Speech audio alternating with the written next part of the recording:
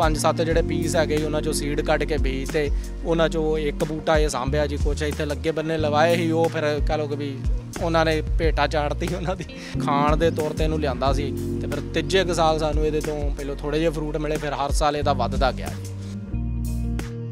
ਦੁਨੀਆ ਦੇ ਵਿੱਚ ਇਹੋ ਜਿਹਾ ਫਰੂਟ ਹੈ ਕਿ ਵੀ ਇਹ ਹਰ ਤਰੀਕੇ ਨਾਲ ਇਹ ਫਰੂਟ, ਫਿਰ ਇਹਦਾ ਪਲਪ ਯੂਜ਼ ਹੁੰਦਾ ਵਾ, ਫਿਰ ਇਹਦੇ ਪੱਤੇ ਯੂਜ਼ ਹੋ ਰਹੇ ਆ, ਫਿਰ ਇਹਦਾ ਸੀਡ ਯੂਜ਼ ਹੋ ਰਿਹਾ। ਖਰਾਬ ਹੋ ਜਾਂਦਾ ਉਦੋਂ ਕੀ ਕੀਤਾ ਜਾਵੇ ਇਹਦਾ? ਤੋਂ ਉਸ ਤੋਂ ਬਾਅਦ ਇਹਦਾ ਫਿਰ ਤੇਲ ਨਿਕਲਦਾ ਵਾ। ਤੇਲ ਵੀ ਕਾਸਮੈਟਿਕ ਇੰਡਸਟਰੀ ਦੇ ਵਿੱਚ ਕਹਿ ਲਓ ਜਾਂ ਆਪਾਂ ਖਾਣੇ ਦੇ ਵਿੱਚ ਵੀ ਬੜੀਆਂ ਚੀਜ਼ਾਂ ਦੇ ਵਿੱਚ ਵਰਤੇ। ਅਸੀਂ ਇਹ ਦੇਖ ਲਈਏ ਤਾਂ ਅਕਸਰ ਦੇ ਵਿੱਚ ਬਾਹਰੋਂ ਆਵਾਕਾਡੋ ਜੋ ਹੁਣ ਤੱਕ ਦਿਖਾਈ ਅਸੀਂ ਦੇਖਿਆ ਫੋਟੋਆਂ ਦੇ ਵਿੱਚ ਜਾਂ ਵੀਡੀਓਜ਼ ਵਿੱਚ, ਤਾਂ ਉਹ ਬੜਾ ਹਾਰਸ਼ ਹੁੰਦਾ ਹੈ ਬਾਹਰੋਂ, ਤੇ ਇਹ ਕੋਈ ਵੱਖਰੀ ਕਿਸਮ ਆ ਉਹਦੀ? ਜੈਮ ਹਾਸ ਹੋ ਗਿਆ, ਤੇ ਉਹ ਵੈਰਾਈਟੀ ਦੇ ਹਿਸਾਬ ਨਾਲ ਇਹਨਾਂ ਦੀ ਸਕਿਨ ਦਾ ਫਰਕ ਹੈਗਾ, ਫਿਰ ਉਹ ਉਸੇ ਹਿਸਾਬ ਨਾਲ ਉਹਨਾਂ ਦੀ ਸ਼ੈਲਫ ਲਾਈਫ ਵੱਧ ਘੱਟ ਹੈਗੀ ਹੈ।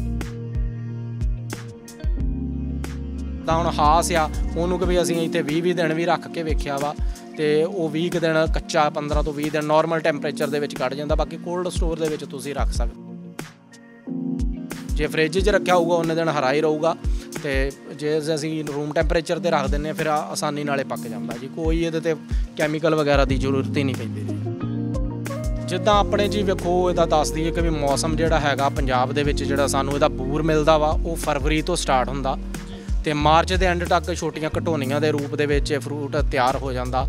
ਇਹਦਾ ਫਿਰ ਪਾਊਡਰ ਵੀ ਬਣਦਾ ਜੀ, ਉਹਦਾ ਵੀ ਇੰਡੀਆ ਦੇ ਵਿੱਚ ਮਸ਼ੀਨਾਂ ਹੈਗੀਆਂ ਨੇ, ਫਰੀਜ਼ ਡਰਾਇੰਗ ਟੈਕਨੋਲੋਜੀ ਉਹਨੂੰ ਕਹਿੰਦੇ ਨੇ।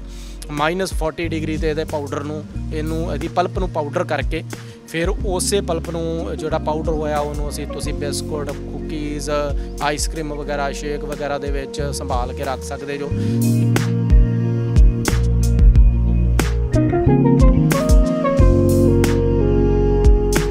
ਜੀ ਅਸੀਂ ਕਿਸਾਨਾਂ ਨੂੰ ਇਹੋ ਹੀ ਕਹਿੰਦੇ ਹਾਂ ਕਿ ਵੀ ਤੁਸੀਂ ਭੱਜੋ ਨਾ ਇਹਦੇ ਪਿੱਛੇ ਅਜੇ, ਕਿਉਂਕਿ ਵੈਰਾਈਟੀਆਂ ਬਹੁਤ ਨੇ, ਹੌਲੀ ਹੌਲੀ ਡਿਵੈਲਪ ਕਰ ਰਹੇ ਹਾਂ, ਤਾਂ ਹੌਲੀ ਹੌਲੀ ਹੀ ਉਹਦਾ ਰਿਜ਼ਲਟ ਦੇਵਾਂਗੇ ਕਿਸ ਤਰ੍ਹਾਂ ਵਾ।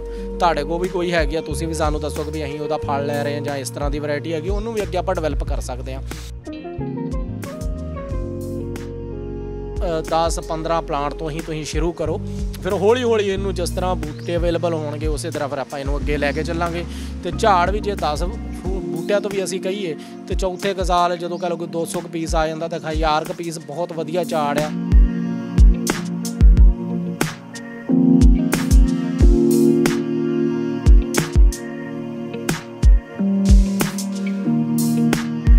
ਰੋਜ਼ਾਨਾ ਸਪੋਕਸਮੈਨ ਟੀਵੀ ਦੇਖ ਰਹੇ ਸਾਰੇ ਦਰਸ਼ਕਾਂ ਦਾ ਸਵਾਗਤ। ਦੋਸਤੋ, ਕਿਸਾਨਾਂ ਦੀ ਮੈਂ ਜੇ ਗੱਲ ਕਰ ਲਵਾਂ ਨਾ ਤਾਂ ਪੰਜਾਬ ਦਾ ਕਿਸਾਨ ਪੁਲਾਂਘਾਂ ਪੱਟਦਾ ਹੋਇਆ ਹਰ ਖੇਤਰ ਦੇ ਵਿੱਚ ਮੱਲਾ ਮਾਰ ਰਿਹਾ ਆ। ਤੇ ਜੇਕਰ ਅਸੀਂ ਹੁਣ, ਕਿਉਂਕਿ ਪਹਿਲਾਂ ਇੱਕ ਦੌਰ ਸੀ ਜਦੋਂ ਪੰਜਾਬ ਦਾ ਕਿਸਾਨ ਬਾਹਰ ਜਾ ਕੇ ਖੇਤੀ ਕਰਦਾ ਸੀ, ਲੇਕਿਨ ਹੁਣ ਦੌਰ ਬਦਲ ਚੁੱਕਿਆ ਆ, ਸਮਾਂ ਬਦਲ ਚੁੱਕਿਆ ਆ। ਬਾਹਰ ਦੀ ਖੇਤੀ ਨੂੰ ਪੰਜਾਬ ਵਿੱਚ ਲਿਆਉਣ ਦੇ ਲਈ ਵੱਡੇ ਉਪਰਾਲੇ ਕੀਤੇ ਜਾ ਰਹੇ ਨੇ, ਤੇ ਅਜਿਹਾ ਉਪਰਾਲਾ ਕੀਤਾ ਆ ਹਰਮਨਪ੍ਰੀਤ ਸਿੰਘ ਝੰਡ ਵੱਲੋਂ। ਅਸੀਂ ਜ਼ਿਲ੍ਹਾ ਅੰਮ੍ਰਿਤਸਰ ਪਿੰਡ ਤਾਰਾਗੜ੍ਹ ਦੇ ਵਿੱਚ ਬੈਠੇ ਹਾਂ, ਤੇ ਆਵਾਕਾਡੋ ਦਾ ਫਰੂਟ ਹੈ ਜੋ ਬੜਾ ਚਰਚਾ ਦੇ ਵਿੱਚ ਹੈ ਇਸ ਵਕਤ, ਕਿਉਂਕਿ ਇਮਿਊਨਿਟੀ ਬੂਸਟਰ ਦੀ ਲੋੜ ਪੈਂਦੀ ਹੈ। ਸੋ ਬੜਾ ਵੱਡਾ ਕੰਮ ਕਰਦਾ ਹੈ ਫਰੂਟ ਉਸ ਇਮਿਊਨਿਟੀ ਬੂਸਟਰ ਦੇ ਲਈ। ਸੋ ਆ ਉਹਨਾਂ ਤੋਂ ਜਾਣਦੇ ਹਾਂ ਕਿਸ ਤਰੀਕੇ ਦੇ ਨਾਲ ਅਫਰੀਕਾ ਦਾ ਇਹ ਫਰੂਟ ਪੰਜਾਬ ਦੇ ਵਿੱਚ ਕਿਵੇਂ ਹੁੰਦਾ ਆ, ਕੀ ਰੁੱਤਾਂ ਦੀ ਲੋੜ ਪੈਂਦੀ ਹੈ, ਕਿਸ ਤਰੀਕੇ ਦੇ ਨਾਲ ਜਿਹੜਾ ਤਾਣਾ ਬਾਣਾ ਇਸ ਫਰੂਟ ਦਾ ਹੈ, ਕਿਵੇਂ ਪੈਦਾਵਾਰ ਹੁੰਦੀ ਹੈ, ਤੇ ਕੀਮਤ ਦੀ ਗੱਲ ਕਰ ਲਈਏ ਜਾਂ ਮਾਰਕੀਟਿੰਗ ਦੀ ਗੱਲ ਕਰ ਲਈਏ ਤਾਂ ਉਹ ਕਿਹੜੇ ਖੇਤਰ ਦੇ ਵਿੱਚ ਹੈ। ਹਰਮਨਪ੍ਰੀਤ ਜੀ, ਬਹੁਤ ਬਹੁਤ ਸਵਾਗਤ ਹੈ। ਧੰਨਵਾਦ ਭਾਜੀ, ਸਾਰੇ ਕਿਸਾਨ ਵੀਰਾਂ ਨੂੰ ਸਤਿ ਸ੍ਰੀ ਅਕਾਲ। ਰੋਜ਼ਾਨਾ ਸਪੋਕਸਮੈਨ ਦਾ ਬਹੁਤ ਬਹੁਤ ਧੰਨਵਾਦ ਜੀ। ਆਓ ਅੱਜ ਤੁਹਾਨੂੰ ਦੱਸਦੇ ਹਾਂ ਆਪਣੇ ਆਵਾਕਾਡੋ ਦੇ ਸਫ਼ਰ ਬਾਰੇ। ਅੱਛਾ, ਮੈਂ ਪਹਿਲਾਂ ਗੱਲ ਕਰਨਾ ਵੀ ਆਵਾਕਾਡੋ ਨਾਂ ਲੈਣਾ ਸਾਡੇ ਲਈ ਥੋੜ੍ਹਾ ਜਿਹਾ ਔਖਾ, ਕਿਉਂਕਿ ਅਸੀਂ ਪਿੰਡਾਂ ਦੇ ਵਿੱਚ ਕਹਿ ਦਈਏ ਤਾਂ ਪਹਿਲਾਂ ਸਮਝਾਉਣਾ ਔਖਾ ਹੋ ਜਾਂਦਾ। ਤੁਸੀਂ ਇੱਕ ਬੜਾ ਸੋਹਣਾ ਨਾਂ ਰੱਖਿਆ ਹੋਇਆ ਆਵਾਕਾਡੋ ਦਾ, ਉਹਦੇ ਬਾਰੇ ਜ਼ਿਕਰ ਕੀਤਾ ਜਾਵੇ। ਵੇਖੋ ਵੀਰ ਜੀ, ਤਕਰੀਬਨ ਜਿਸ ਤਰ੍ਹਾਂ ਸਾਊਥ ਦੇ ਵਿੱਚ ਫਰੂਟ ਵਗੈਰਾ ਥੋੜ੍ਹਾ ਜਿਹਾ ਹੁੰਦਾ ਵਾ, ਤੇ ਉੱਥੋਂ ਹੀ ਇਹਦਾ ਨਾਮ ਮੱਖਣ ਫਲ ਆਇਆ। ਬਟਰ ਫਰੂਟ ਇੰਗਲਿਸ਼ ਦੇ ਵਿੱਚ ਇਹਨੂੰ ਬਟਰ ਫਰੂਟ ਕਹਿ ਦਿੰਦੇ ਆ, ਤੇ ਪੰਜਾਬੀ ਦੇ ਵਿੱਚ ਜਾਂ ਹਿੰਦੀ ਦੇ ਵਿੱਚ ਇਹਨੂੰ ਆਪਾਂ ਮੱਖਣ ਫਲ ਕਹਿ ਦਈਦਾ। ਕਿਉਂਕਿ ਇਹ ਵੀ ਸੇਮ ਮੱਖਣ ਵਰਗਾ ਹੀ ਆ। ਤੁਸੀਂ ਟੇਸਟ ਕੀਤਾ, ਇਹਦਾ ਆਪਣਾ ਟੇਸਟ ਬਹੁਤ ਫਿੱਕਾ ਜਿਹਾ, ਤੇ ਜਿੱਦਾਂ ਸਬਜ਼ੀ ਦੇ ਵਿੱਚ ਅਸੀਂ ਘੋਲਦੇ ਹਾਂ ਤੇ ਉਹ ਐਜ਼ ਆ ਪਲਪ ਕਹਿ ਲਓ ਕੋਈ ਮਲਾਈ ਵਾਂਗੂ ਸਬਜ਼ੀ ਦੇ ਵਿੱਚ ਆਸਾਨੀ ਨਾਲ ਘੁਲ ਜਾਂਦਾ ਜੀ। ਮੈਂ ਗੱਲ ਕੀਤੀ ਸੀ ਵੀ ਪਹਿਲਾਂ ਕਿਸਾਨ ਇੱਥੋਂ ਬਾਹਰ ਜਾਂਦਾ ਸੀ, ਬਾਹਰ ਜਾ ਕੇ ਉੱਥੋਂ ਦੀਆਂ ਬੇਰੀਆਂ ਤੋੜਦਾ ਜਾਂ ਉੱਥੋਂ ਦੀ ਬੇਰੀਆਂ ਵਾਲੇ ਖੇਤਾਂ 'ਚ ਕੰਮ ਕਰਦਾ ਸੀ। ਸੁਣਦੇ ਆਏ ਆ ਬੇਰੀਆਂ ਤੋੜ ਲਓ ਅਜਿਹੀਆਂ ਚੀਜ਼ਾਂ ਸੁਣਨ ਨੂੰ ਮਿਲਦੀਆਂ ਸੀ। ਹੁਣ ਉੱਧਰਲੇ ਫਰੂਟ ਇੱਥੇ ਹੁੰਦੇ ਨੇ। ਇਹ ਸਬੱਬ ਕਿਵੇਂ ਬਣ ਰਹੇ ਨੇ? ਇਹ ਜਿਹੜਾ ਐਕਸਪੈਰੀਮੈਂਟ ਆ, ਤਜਰਬਾ ਆ, ਇਹ ਕਿਵੇਂ ਕੀਤਾ, ਕਿੱਥੋਂ ਸ਼ੁਰੂਆਤ ਕੀਤੀ, ਤੇ ਕਿਹੜੇ ਪੜਾਅ ਨੇ ਇਹਨੂੰ ਸਰ ਕਰਨ ਦੇ ਲਈ? ਹਾਂਜੀ ਵੀਰ ਜੀ, ਪਹਿਲਾਂ ਮੈਂ ਥੋੜ੍ਹਾ ਜਿਹਾ ਆਪਣੇ ਬਾਰੇ ਦੱਸਦਾ। ਫੈਮਿਲੀ ਬਾਰੇ, ਮੇਰੇ ਦਾਦਾ ਜੀ DDPO ਰਿਟਾਇਰ ਜਗਜੀਤ ਸਿੰਘ ਚੰਡ, ਇਸੇ ਤਰ੍ਹਾਂ ਹੀ ਉਹਨਾਂ BSc ਕੀਤੀ ਸੀ 1939 ਦੇ ਵਿੱਚ। ਅਤੇ ਸਾਡੇ ਇੱਥੇ ਪਿੰਡ ਵੀ ਬਾਗ ਹੁੰਦੇ ਸੀ। ਫਿਰ ਇਸੇ ਤਰ੍ਹਾਂ ਮੇਰੇ ਫਾਦਰ ਸਾਹਿਬ, ਮੇਰੇ ਤਾਇਆ ਜੀ, ਉਹ ਵੀ ਐਗਰੀਕਲਚਰ ਹਾਰਟੀਕਲਚਰ ਡਿਪਾਰਟਮੈਂਟ ਤੋਂ ਰਿਟਾਇਰ ਨੇ। ਅਤੇ ਉਹ ਇਸੇ ਤਰ੍ਹਾਂ ਕਹਿ ਲਓ ਕਿ ਵੀ ਸ਼ੁਰੂ ਤੋਂ ਹੀ ਬਾਗਾਂ ਦੇ ਵਿੱਚ ਹੀ ਵੱਡੇ ਹੋਏ ਆ। ਅਤੇ ਨਵੇਂ ਫਲ ਜਿਹੜੇ ਆ ਕਿ ਵੀ ਉਹ ਜਿੱਥੇ ਵੇਖੀਦਾ ਉਹਨਾਂ ਨੂੰ ਟੁੱਟ ਕੇ ਪਾਈਦਾ। ਇਸੇ ਤਰ੍ਹਾਂ ਹੀ 2010 ਦੇ ਵਿੱਚ ਅਫਰੀਕਾ ਦਾ ਦੇਸ਼ ਆ, ਈਸਟ ਅਫਰੀਕਾ ਦੇ ਵਿੱਚ ਇਥੋਪੀਆ, ਅਤੇ ਉੱਥੇ ਸੱਜਣਾ ਮਿੱਤਰ ਨੇ, ਉਹਨਾਂ ਦੇ ਥਰੂ ਅਸੀਂ ਉੱਥੇ ਨਾਲ ਗਏ। ਅਤੇ ਉੱਥੇ ਜਦੋਂ ਅਸੀਂ ਹੋਟਲ ਦੇ ਵਿੱਚ ਗਏ ਤਾਂ ਉਹਨਾਂ ਨੇ ਸਾਨੂੰ ਇਹ ਫਰੂਟ ਦਾ ਟੇਸਟ ਕਰਵਾਇਆ ਕਿ ਵੀ ਸ਼ੇਕ ਕਹਿ ਲਓ ਕਿ ਵੀ ਉੱਥੇ ਤਕਰੀਬਨ ਤੁਸੀਂ ਹੋਟਲ ਦੇ ਵਿੱਚ ਜਾਂਦੇ ਹੋ ਤਾਂ ਸੈਲਡ ਅਤੇ ਸ਼ੇਕ ਤੁਹਾਨੂੰ ਇਸੇ ਫਰੂਟ ਦਾ ਹੀ ਉਹ ਦਿੰਦੇ ਆ। ਫਿਰ ਇਸੇ ਤੋਂ ਬਾਅਦ ਅਸੀਂ ਮਤਲਬ ਕਿ ਹੋਰ ਮਾਰਕੀਟ ਦੇ ਵਿੱਚ ਜਦੋਂ ਜਾਣਾ ਤਾਂ ਤਿੰਨੇ ਟਾਈਮ ਅਸੀਂ ਮਤਲਬ ਕਿ ਘਰ ਲਿਆ ਕੇ ਵੀ ਮੁੜ ਕੇ ਜਿੱਦਾਂ ਹੌਲੀ ਹੌਲੀ ਉੱਥੇ ਸੈਟਅਪ ਕੀਤਾ ਅਤੇ ਫਿਰ ਅਸੀਂ ਇਸੇ ਨੂੰ ਖਾਣਾ ਸ਼ੁਰੂ ਕਰਤਾ। ਅਤੇ ਇਸੇ ਤਰ੍ਹਾਂ ਹੀ ਕੋਈ 4 ਕੁ ਮਹੀਨੇ ਬਾਅਦ ਮੇਰੇ ਲਾਡੀ ਭਾਜੀ ਨੇ ਉਹ ਨਾ ਇੰਡੀਆ ਆਉਣਾ ਸੀ। ਉਹ ਇੱਥੋਂ ਲਾਗੇ ਹੀ ਪਿੰਡ ਆ ਮਾਨਾਵਾਲਾ ਉਹਨਾਂ ਦਾ ਜੀ। ਅਤੇ ਉਹਨਾਂ ਨੂੰ ਮੈਂ ਕਿਹਾ ਚਲੋ 5-7 ਲੈ ਜਾਓ ਪੀਸ। ਅਤੇ ਉਦੋਂ ਕੋਈ ਆਈਡੀਆ ਨਹੀਂ ਕਿ ਵੀ ਇਹਨੂੰ ਜਾ ਕੇ ਬੀਜਣਾ ਵੀ ਆ ਜਾਂ ਕੀ ਕਰਨਾ। ਅਤੇ ਫਿਰ ਛੋਟਾ ਬ੍ਰਦਰ ਵੀ ਕਮਲਪ੍ਰੀਤ ਸਿੰਘ ਆ ਉਹਦਾ ਨਾਂ, ਅਤੇ ਉਹ ਵੀ ਮਤਲਬ ਕਿ ਨਵੀਂ ਚੀਜ਼ ਨੂੰ ਉਹ ਵੀ ਟੁੱਟ ਕੇ ਪੈਂਦਾ ਜੀ। ਉਹਦੀ ਸਾਂਭ ਸੰਭਾਲ 'ਚ ਹੁਣ ਐਡਾ ਵੱਡਾ ਬੂਟਾ ਹੋਇਆ। ਅਤੇ ਉਹਨੇ 5-7 ਜਿਹੜੇ ਪੀਸ ਹੈਗੇ ਉਹਨਾਂ 'ਚੋਂ ਸੀਡ ਕੱਢ ਕੇ ਬੀਜ, ਅਤੇ ਉਹਨਾਂ 'ਚੋਂ ਇੱਕ ਬੂਟਾ ਇਹ ਸਾਂਭਿਆ ਜੀ। ਕੁਛ ਇੱਥੇ ਲੱਗੇ ਬੰਨੇ ਲਵਾਏ ਸੀ, ਉਹ ਫਿਰ ਕਹਿ ਲਓ ਕਿ ਵੀ ਉਹਨਾਂ ਨੇ ਭੇਟਾ ਚਾੜਤੀ ਉਹਨਾਂ ਦੀ। ਅਤੇ ਫਿਰ ਉਸ ਤੋਂ ਬਾਅਦ ਸਾਨੂੰ ਇਹ ਇਸੇ ਤਰ੍ਹਾਂ ਕਹਿ ਲਓ ਕਿ ਵੀ ਅਸੀਂ ਖਾਣ ਦੇ ਤੌਰ 'ਤੇ ਇਹਨੂੰ ਲਿਆਂਦਾ ਸੀ। ਅਤੇ ਫਿਰ ਤੀਜੇ ਕੁ ਸਾਲ ਸਾਨੂੰ ਇਹਦੇ ਤੋਂ ਪਹਿਲਾਂ ਥੋੜ੍ਹੇ ਜਿਹੇ ਫਰੂਟ ਮਿਲੇ, ਫਿਰ ਹਰ ਸਾਲ ਇਹਦਾ ਵੱਧਦਾ ਗਿਆ ਜੀ। ਅਤੇ ਇਸੇ ਤਰ੍ਹਾਂ ਫਿਰ ਅਸੀਂ ਉੱਥੋਂ ਇਥੋਪੀਆ ਤੋਂ ਕੀਨੀਆ ਅਤੇ ਰਵਾਂਡਾ ਵਗੈਰਾ ਮੂਵ ਹੋਏ।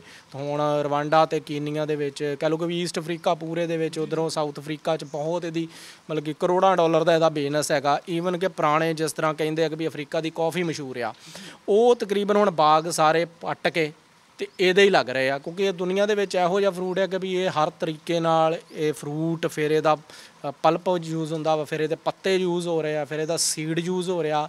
ਅਤੇ ਫਿਰ ਇਸੇ ਤਰ੍ਹਾਂ ਹੀ ਅੱਗੇ ਦੱਸਾਂਗਾ ਕਿ ਵੀ ਜਿਸ ਤਰ੍ਹਾਂ ਕਿ ਵੀ ਇਹ ਜੇ ਸੜ ਜਾਂਦਾ ਕੁਝ, ਪਿਛਲੀ ਵੀਡੀਓ 'ਤੇ ਕਿਸਾਨਾਂ ਦਾ ਸਵਾਲ ਸੀ ਕਿ ਵੀ ਜਿਨ੍ਹਾਂ ਨੇ ਹੁਣ ਖਾਧਾ ਵਾ, ਜਿੱਦਾਂ ਆਸਟ੍ਰੇਲੀਆ ਵਗੈਰਾ ਗਏ ਨੇ ਸੱਜਣ, ਨਿਊਜ਼ੀਲੈਂਡ ਤੋਂ ਫੋਨ ਆਉਂਦੇ ਨੇ ਕਿ ਵੀ ਜਦੋਂ ਭਾਜੀ ਖਰਾਬ ਹੋ ਜਾਂਦਾ ਉਦੋਂ ਕੀ ਕੀਤਾ ਜਾਵੇ ਇਹਦਾ। ਤਾਂ ਉਸ ਤੋਂ ਬਾਅਦ ਇਹਦਾ ਫਿਰ ਤੇਲ ਨਿਕਲਦਾ ਵਾ। ਤੇਲ ਵੀ ਕਾਸਮੈਟਿਕ ਇੰਡਸਟਰੀ ਦੇ ਵਿੱਚ ਕਹਿ ਲਓ ਜਾਂ ਆਪਾਂ ਖਾਣੇ ਦੇ ਵਿੱਚ ਵੀ ਬੜੀਆਂ ਚੀਜ਼ਾਂ ਦੇ ਵਿੱਚ ਵਰਤੇ। ਮਤਲਬ ਬੀਜ ਤੋਂ ਹੀ ਲੱਗਦਾ ਹੈ? ਹਾਂਜੀ, ਅਜੇ ਮਤਲਬ ਕਿ ਸਾਡੇ ਉੱਥੇ ਅਫਰੀਕਾ ਦੇ ਵਿੱਚ ਅਸੀਂ ਬੀਜ ਤੋਂ ਹੀ ਤਿਆਰ ਕਰਦੇ ਹਾਂ ਸਾਰਾ ਪਲਾਂਟ। ਇੱਥੇ ਮੈਂ ਤੁਸੀਂ ਵਿਖਾਇਆ ਹੋਊ ਵੀਡੀਓ ਦੇ ਵਿੱਚ ਕਿ ਵੀ ਉਹ ਗੁੱਟੀ ਪੇਂਦ ਹੁੰਦੀ ਆ, ਜਿਹਨੂੰ ਏਅਰ ਲੇਅਰਿੰਗ ਆਪਾਂ ਕਹਿ ਦਿੰਦੇ ਆਪਾਂ। ਅੰਬ, ਅਮਰੂਦ ਸਾਰਿਆਂ 'ਤੇ ਉਹਦੀ ਕਰੀ ਦੀ ਹੈ ਇੱਥੇ। ਅਤੇ ਉਹ ਵੀ ਮੈਂ ਇਸ ਵਾਰੀ ਟਰਾਈ ਕੀਤੀ ਹੈ ਕਿ ਵੀ ਜਲਦੀ ਬੂਟਾ ਵੱਡਾ ਹੋਵੇ ਅਤੇ ਜਲਦੀ ਉਹਨੂੰ ਜਿੰਨਾ, ਕਿਉਂਕਿ ਹੁਣ ਇੰਨਾ ਰੌਲਾ ਪੈ ਚੁੱਕਾ ਕਿ ਲੋਕ ਰੋਜ਼ 50 ਕਿਲੋ 100 ਕਿਲੋ ਦਾ ਆਰਡਰ ਹੈਗਾ ਕਿ ਵੀ ਉਹਨਾਂ ਦਾ ਪੋਸੀਬਲ ਹੈ ਨਹੀਂ ਗਾ। ਅਤੇ ਬਾਕੀ ਕੋਸ਼ਿਸ਼ ਕਰਾਂਗੇ ਕਿ ਵੀ ਜਲਦੀ ਹੀ ਉੱਧਰੋਂ ਇੰਪੋਰਟ ਕਰਕੇ ਅਤੇ ਇੱਥੇ 5-6 ਜ਼ਿਲ੍ਹਿਆਂ ਦੇ ਵਿੱਚ ਰਿਟੇਲ ਉਹਦਾ ਕੁਛ ਨਾ ਕੁਛ ਕੀਤਾ ਜਾਵੇ ਜੀ। ਅਸੀਂ ਇਹ ਦੇਖ ਲਈਏ ਤਾਂ ਅਕਸਰ ਦੇ ਵਿੱਚ ਜੋ ਬਾਹਰੋਂ ਆਵਾਕਾਡੋ ਜੋ ਹੁਣ ਤੱਕ ਦਿਖਾਈ ਅਸੀਂ ਦੇਖਿਆ ਫੋਟੋਆਂ ਦੇ ਵਿੱਚ ਜਾਂ ਵੀਡੀਓਜ਼ ਦੇ ਵਿੱਚ, ਤਾਂ ਉਹ ਬੜਾ ਹਾਰਸ਼ ਹੁੰਦਾ ਹੈ ਬਾਹਰੋਂ। ਅਤੇ ਇਹ ਕੋਈ ਵੱਖਰੀ ਕਿਸਮ ਆ ਉਹਦੀ? ਹਾਂਜੀ ਵੀਰ ਜੀ, ਤਕਰੀਬਨ ਇਹਦੇ ਵਿੱਚ ਜਿਹੜੀਆਂ ਅਸੀਂ ਵੇਖੀਏ ਤਾਂ ਵੈਸੇ ਤਾਂ ਬਹੁਤ ਕਿਸਮਾਂ ਨੇ, ਪਰ 40 ਕੁ ਦੇ ਆਸ-ਪਾਸ ਦੇ ਨਾਮ ਵੀ ਹੈਗੇ ਨੇ। ਤਾਂ ਉਹ ਅਲੱਗ-ਅਲੱਗ ਨੇ। ਕਿਸੇ ਦੀ ਜਿਹੜੀ ਸਕਿਨ ਆ ਉਹ ਗ੍ਰੀਨ ਹੀ ਪੱਕਦਾ ਵਾ, ਅਤੇ ਕਿਸੇ ਦੀ ਸਕਿਨ ਉਤੋਂ ਖੁਰਦਰੀ ਆ, ਜਿੱਦਾਂ ਆਪਾਂ ਲੀਚੀ ਵਾਂਗੂ ਕਹਿ ਦਈਏ। ਉਹ ਵੈਰਾਈਟੀ ਅਤੇ ਸ਼ੈਲਫ ਲਾਈਫ, ਉਹ ਜਿੱਦਾਂ ਉਹ ਹਾਸ ਵਗੈਰਾ ਵੈਰਾਈਟੀ ਹੈਗੀ ਆ, ਹਾਸ ਆ ਫਰੂਟੇ ਆ ਉਹਨਾਂ ਥੋੜ੍ਹਾ ਦੀ, ਜਾਂ ਫਿਰ ਲੈਂਬ ਹਾਸ ਹੋ ਗਿਆ, ਜੰਬੋ ਹਾਸ ਹੋ ਗਿਆ, ਜੈਮ ਹਾਸ ਹੋ ਗਿਆ। ਅਤੇ ਉਹ ਵੈਰਾਈਟੀ ਦੇ ਹਿਸਾਬ ਨਾਲ ਇਹਨਾਂ ਦੀ ਸਕਿਨ ਦਾ ਫਰਕ ਹੈਗਾ। ਫਿਰ ਉਹ ਉਸ ਹਿਸਾਬ ਨਾਲ ਉਹਨਾਂ ਦੀ ਸ਼ੈਲਫ ਲਾਈਫ ਵੱਧ ਘੱਟ ਹੈਗੀ ਹੈ। ਇਹ ਕਿਹੜੀ ਕਿਸਮ ਹੈ? ਇਹ ਪਾਬੂਲਾ ਇਹਨੂੰ ਅਸੀਂ ਕਹਿੰਦੇ ਹਾਂ। ਅਤੇ ਇਹ ਮਤਲਬ ਕਿ ਗੁਆਟਾਮਾਲਾ, ਮੈਕਸੀਕੋ ਵਗੈਰਾ ਦੀ ਰੇਸ ਦੇ ਵਿੱਚੋਂ ਇਹ ਆਉਂਦੀ ਆ। ਅਤੇ ਉੱਧਰ ਇਹ ਜ਼ਿਆਦਾ ਹੋ ਰਿਹਾ ਵਾ। ਅਫਰੀਕਾ ਦੇ ਵਿੱਚ ਵੀ ਜਿੱਦਾਂ ਇਥੋਪੀਆ ਦਾ ਹੀ ਇਹ ਸੀਡ ਹੈ, ਅਤੇ ਇਥੋਪੀਆ ਦੇ ਵਿੱਚ ਵੀ ਇਹਦੀ ਬੇਸਿਕਲੀ ਰੂਟ ਸਟਾਕ ਵਾਸਤੇ ਮਤਲਬ ਕਿ ਬੂਟੇ ਤਿਆਰ ਕਰਨ ਵਾਸਤੇ ਇਹ ਕਿਸਮਾਂ ਜ਼ਿਆਦਾ ਵਰਤੀਆਂ ਜਾਂਦੀਆਂ ਜੀ ਉੱਥੇ।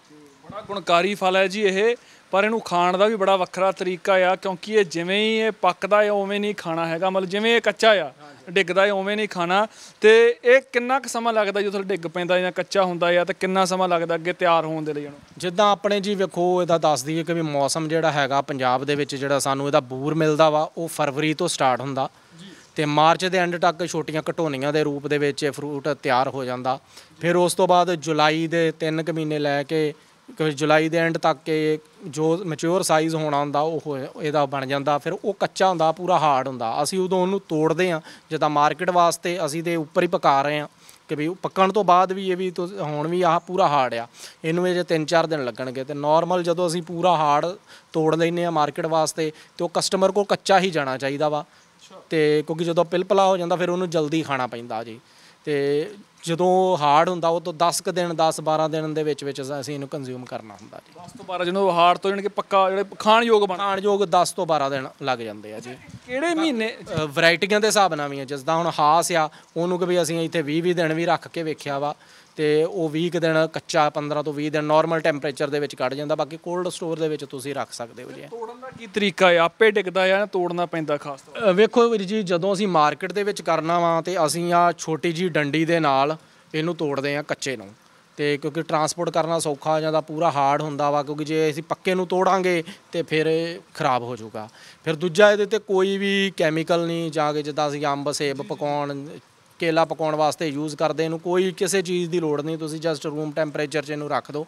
ਜੇ ਫ੍ਰਿਜ 'ਚ ਰੱਖਿਆ ਹੋਊਗਾ ਉਹਨੇ ਦਿਨ ਹਰਾ ਹੀ ਰਹੂਗਾ, ਤੇ ਜੇ ਅਸੀਂ ਰੂਮ ਟੈਂਪਰੇਚਰ 'ਤੇ ਰੱਖ ਦਿੰਦੇ ਹਾਂ ਫਿਰ ਆਸਾਨੀ ਨਾਲੇ ਪੱਕ ਜਾਂਦਾ ਜੀ। ਕੋਈ ਇਹਦੇ 'ਤੇ ਕੈਮੀਕਲ ਵਗੈਰਾ ਦੀ ਜ਼ਰੂਰਤ ਹੀ ਨਹੀਂ ਪੈਂਦੀ ਜੀ।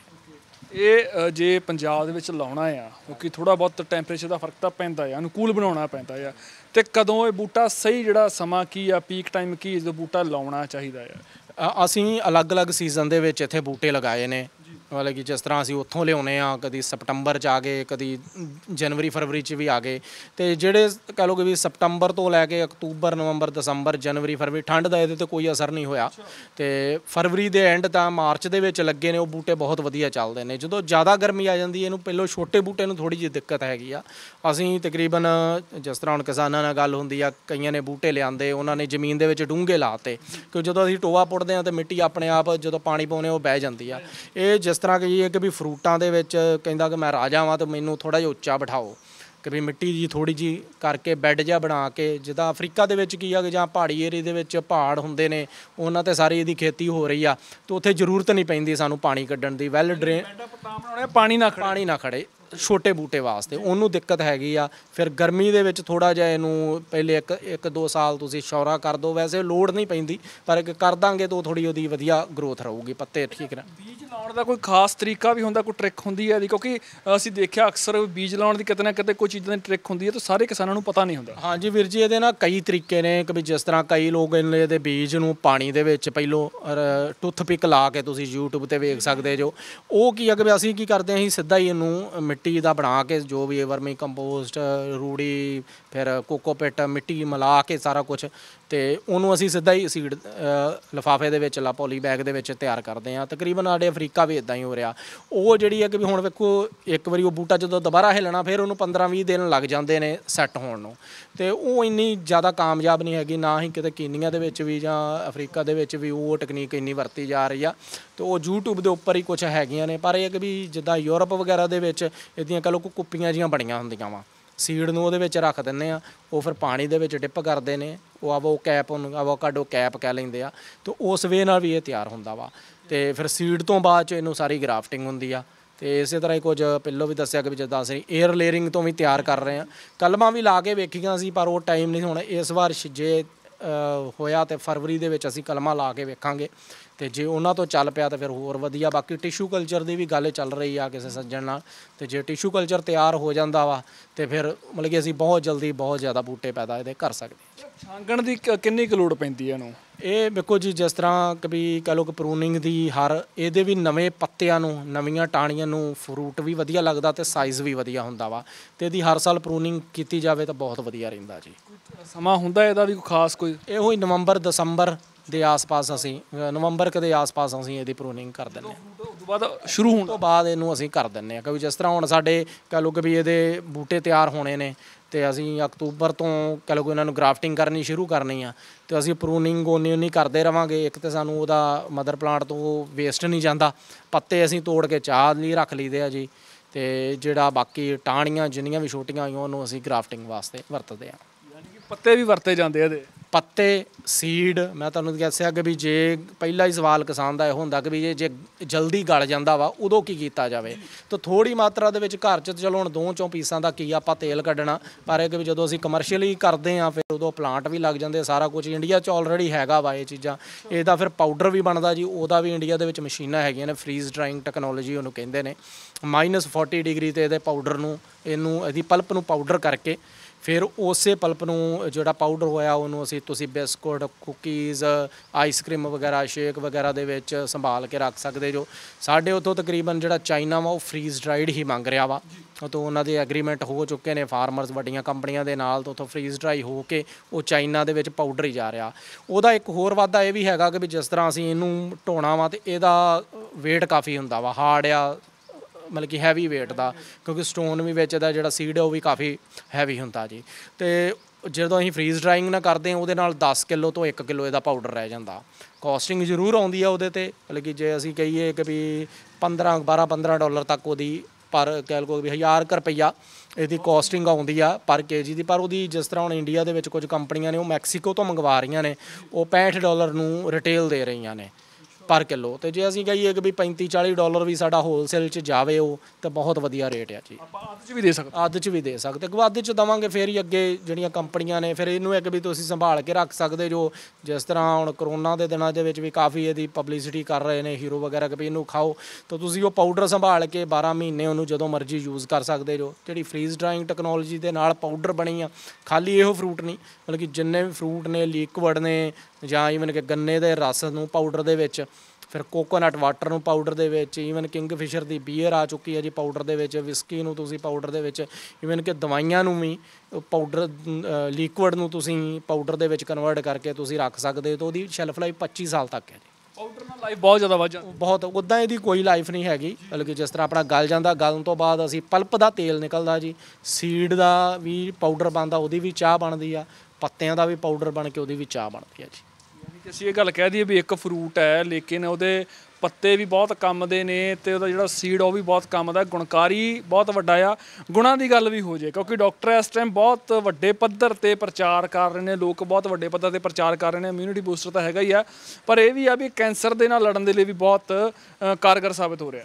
ਹਾਂਜੀ ਵੀਰ ਜੀ, ਮਤਲਬ ਕਿ ਇਹਦੇ ਵਿੱਚ ਤਕਰੀਬਨ 18+ ਪ੍ਰੋਟੀਨ ਤੱਤ ਜਿਹਨੂੰ ਆਪਾਂ ਕਹਿ ਦਈਏ, ਵਿਟਾਮਿਨਸ ਵਗੈਰਾ ਉਹ ਪਾਏ ਜਾਂਦੇ ਨੇ, ਅਤੇ ਜਿਹੜੇ ਤਕਰੀਬਨ ਸਾਡੀ ਬੋਡੀ ਲਈ ਬਹੁਤ ਜ਼ਰੂਰੀ ਹੁੰਦੇ ਨੇ। ਅਤੇ ਇਸੇ ਤਰ੍ਹਾਂ ਹੀ ਹੁਣ ਮੇਰੇ ਡਾਕਟਰ ਸਾਹਿਬ ਹੀ ਨੇ ਜਿਨ੍ਹਾਂ ਨੇ ਆਪਾਂ ਨੂੰ ਅੱਜ ਮੈਸੇਜ ਭੇਜਿਆ ਕਿ ਵੀ ਉਹ ਸਾਰੇ ਸੱਜਣ ਰੀਡ ਕਰਨ ਰਹੇ ਨੇ ਔਨਲਾਈਨ ਕਿ ਵੀ ਕੀ ਬੈਨੀਫਿਟ ਨੇ, ਕੀ ਹੈਗਾ, ਅਤੇ ਉਹਨਾਂ ਨੇ ਕੈਂਸਰ ਦੇ ਉੱਤੇ ਵੀ ਇਹਦਾ ਕੁਝ ਐਕਸਟਰੈਕਟ ਨਿਕਲਦਾ ਵਾ। ਈਵਨ ਕਿ ਹੋਮੋਪੈਥਿਕ ਦੇ ਵਿੱਚ ਵੀ ਇਹਦੇ ਨਾਮ ਤੋਂ ਹੀ ਦਵਾਈ ਆ ਰਹੀ ਆ ਜਿਹੜੀ ਕਹਿ ਲਓ ਕਿ ਇਮਿਊਨਿਟੀ ਬੂਸਟਰ ਵੀ ਆ, ਢਿੱਡ ਵਾਸਤੇ, ਉਹ ਬਿਮਾਰੀਆਂ ਵਾਸਤੇ ਉਹ ਵੀ ਕਾਫੀ ਚੰਗੀ ਹੈਗੀ ਆ। ਮੈਂ ਲੈਣ ਗਿਆ ਸੀ ਪਰ ਇੱਥੇ ਅੰਮ੍ਰਿਤਸਰ ਮਿਲੀ ਨੂੰ, ਕਹਿੰਦੇ ਕਿ ਵੀ ਔਨਲਾਈਨ ਮੰਗਵਾਓ, ਅਤੇ ਉਹ ਵੀ ਅਸੀਂ ਟਰਾਈ ਕਰਕੇ ਵੇਖਾਂਗੇ ਵੀ ਕਿਸ ਤਰ੍ਹਾਂ ਉਹਦਾ ਰਿਜ਼ਲਟ ਕੀ ਹੈਗਾ ਜੀ।